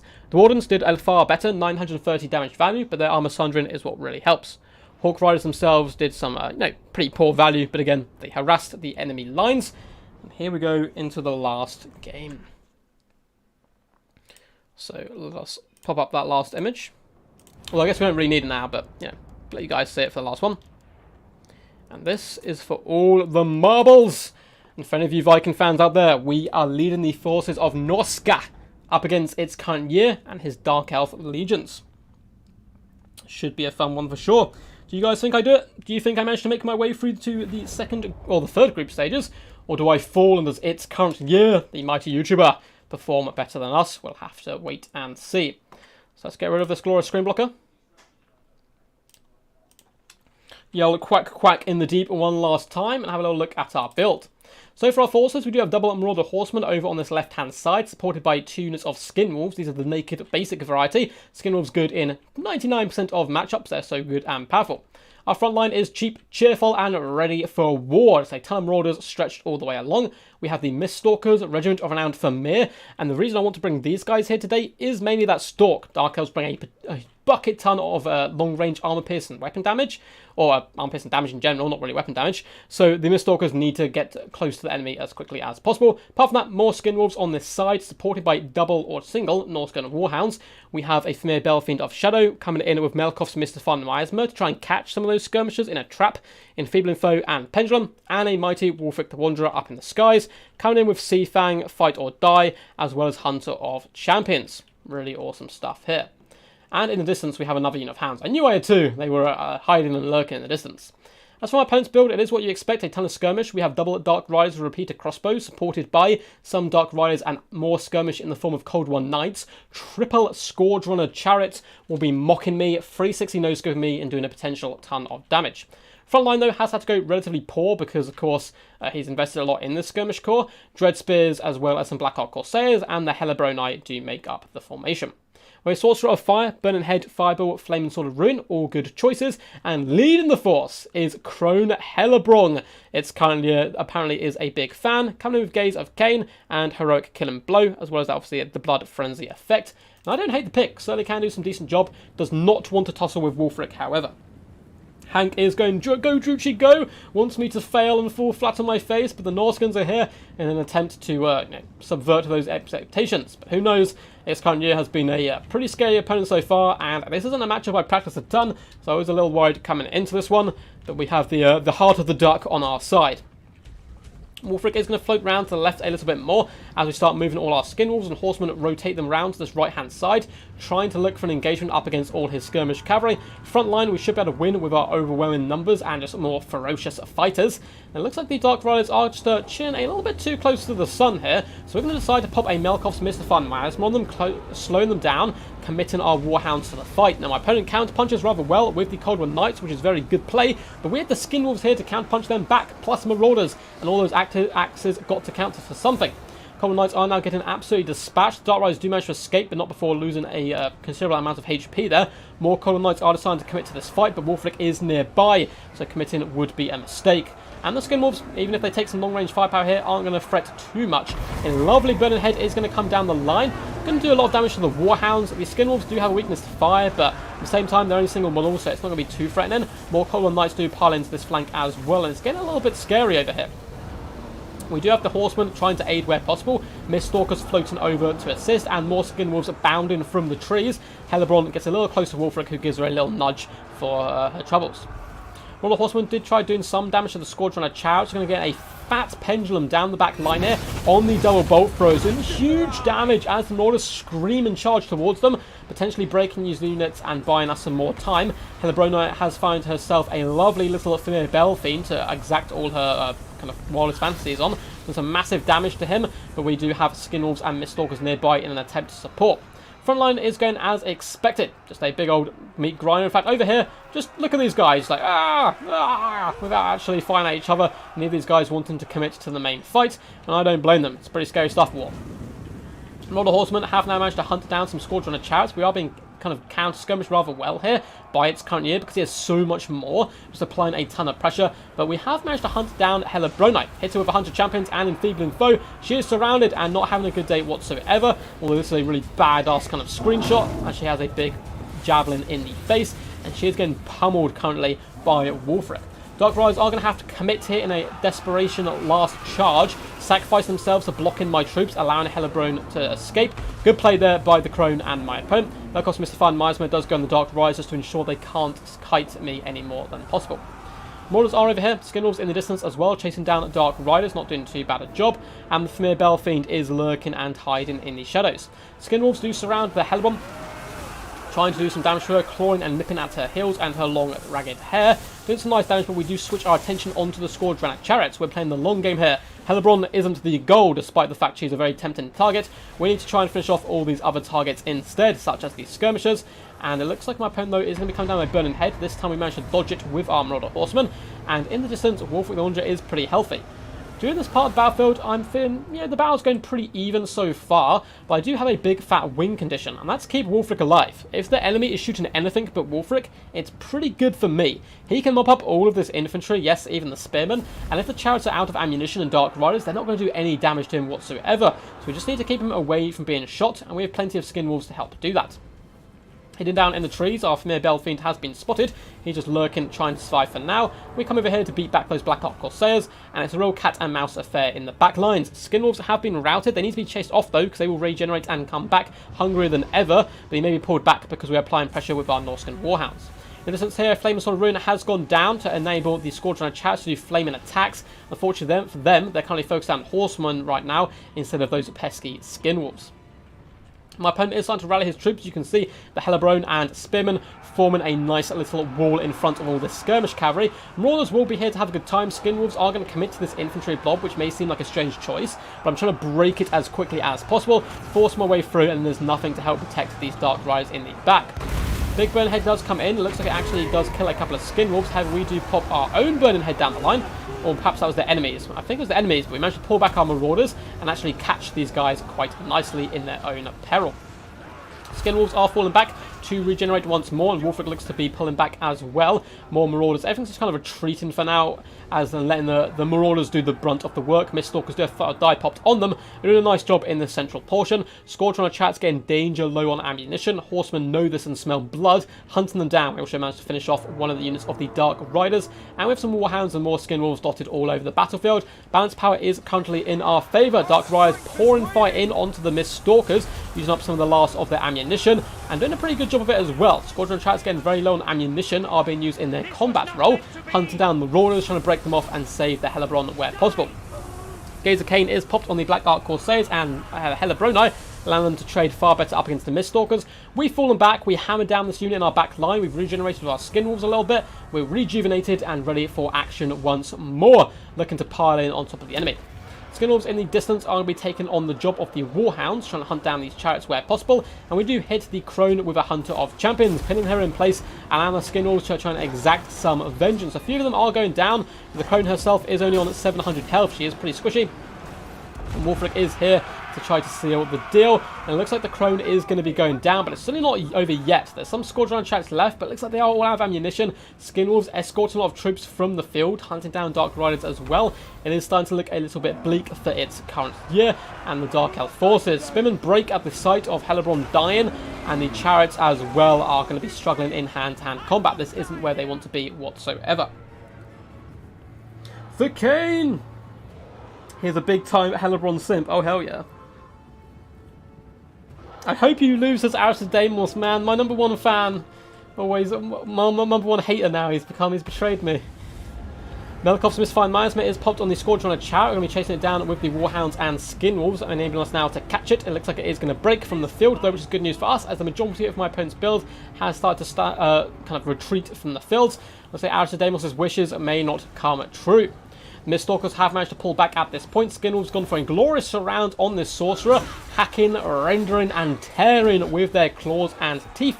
And she's not having a good time. I'm sure she's into all this stuff, but maybe not quite so heavy-handed as the Skin Wolves. We are bringing the majority of our force over as well to try and support our unit. But to be honest, these guys are going to be pretty good up against all the units that are surrounding against them at the moment. Really beat up units and Squadron chats and the like. And we are going to claim victory. Hell to the yes. We do manage to win just about, and with this we scrape through our group stages. Glorious work though by its current year, coming in doing some massive damage. The Crone, 960 damage value, doing some good work despite the fact she got on some pretty poor engagements. 1100 though on the Sorcerer Fire is really good. Those burning heads, an absolute pain in my side. Apart from that, front line didn't do amazing, of course, not expected to, and the Cold War Knights did get dragged into a rather bad engagement early on. However, the skirmish play of its current year was so good. His Squadron of Chariots, 1.2k damage value here, 1k, 1.1. It's just so well played by these guys, all gaining chevrons. Unfortunately, the bolt throw's not doing quite so well. One only getting 250, the other 1000. As for my own forces, Wolfric the Wanderer is just a man, a myth, a legend, and he's elevated himself here in my eyes to a god of war. 1.5k damage value, a huge nuisance and target that my opponent has to deal with. Good counter to Hellebrand as well. For me, Belfiend of Shannon's not quite outperforming his enemy Sorceress in the damage output. However, those Melkov's Mystifying Miasmas allow me to catch the enemy, catch him off where, and force him to commit to a cav engagement he did not want. And initially, I think that big engagement that happened on the right-hand side basically won me the game. Morals did okay, nothing too crazy, they weren't attacking big targets. Same with the Horsemen, they actually did pretty good, 676 damage value here, 696 for this unit, just harassing the chariots and making them target them rather than the mighty Wolfric. Likewise with the Hounds, and the Skin Wolves, or I believe the Wind Wolves as Turin dubs them, doing pretty good. 785 damage value here, 2000 damage value, ugh! Disgusting. Triple Chevron, 639 on the other one, and the Miststalkers, 917. So with that, let's update the scoreboard one last time. So we did manage to get 8 points there, only dropping a single point. Now, we did have the potential to play another game as well, but it wasn't necessary at this point, and yeah, unfortunately, the timeline of me and the guys meant to play, I think a few things happened to him, which he like, obviously, life things, so we didn't play our game early on, and luckily for me, it's currently ended up, like, losing a game after this, I believe, against Kraken, so he can't physically catch me now, so we decided to end it there. We're very solid 8, so you will be seeing me in the next round of this glorious tournament. I don't know if it's knockouts next or what's going on. Obviously, I will be streaming and casting games from the tournament for the entire duration of its event, so even if I do get knocked out, have no fear. Hope you guys enjoyed. I'm going to find a YouTuber to move you guys onto now so you can raid and quack aggressively at them. Hope you guys enjoyed though. If you did, feel free to subscribe. If you have enjoyed, yeah, like and subscribe basically. All that good standard YouTuber stuff.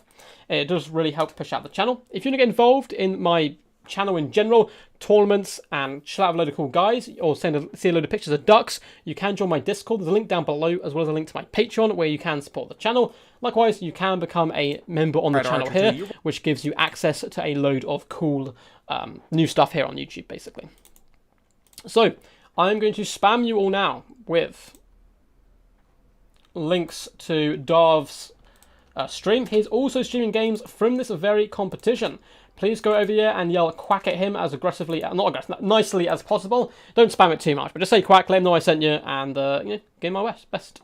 So guys, hope you enjoyed. Until next time, peace, peace. And as always, stay. Well, I'm not. Just like I say also. So I will say play quick battle.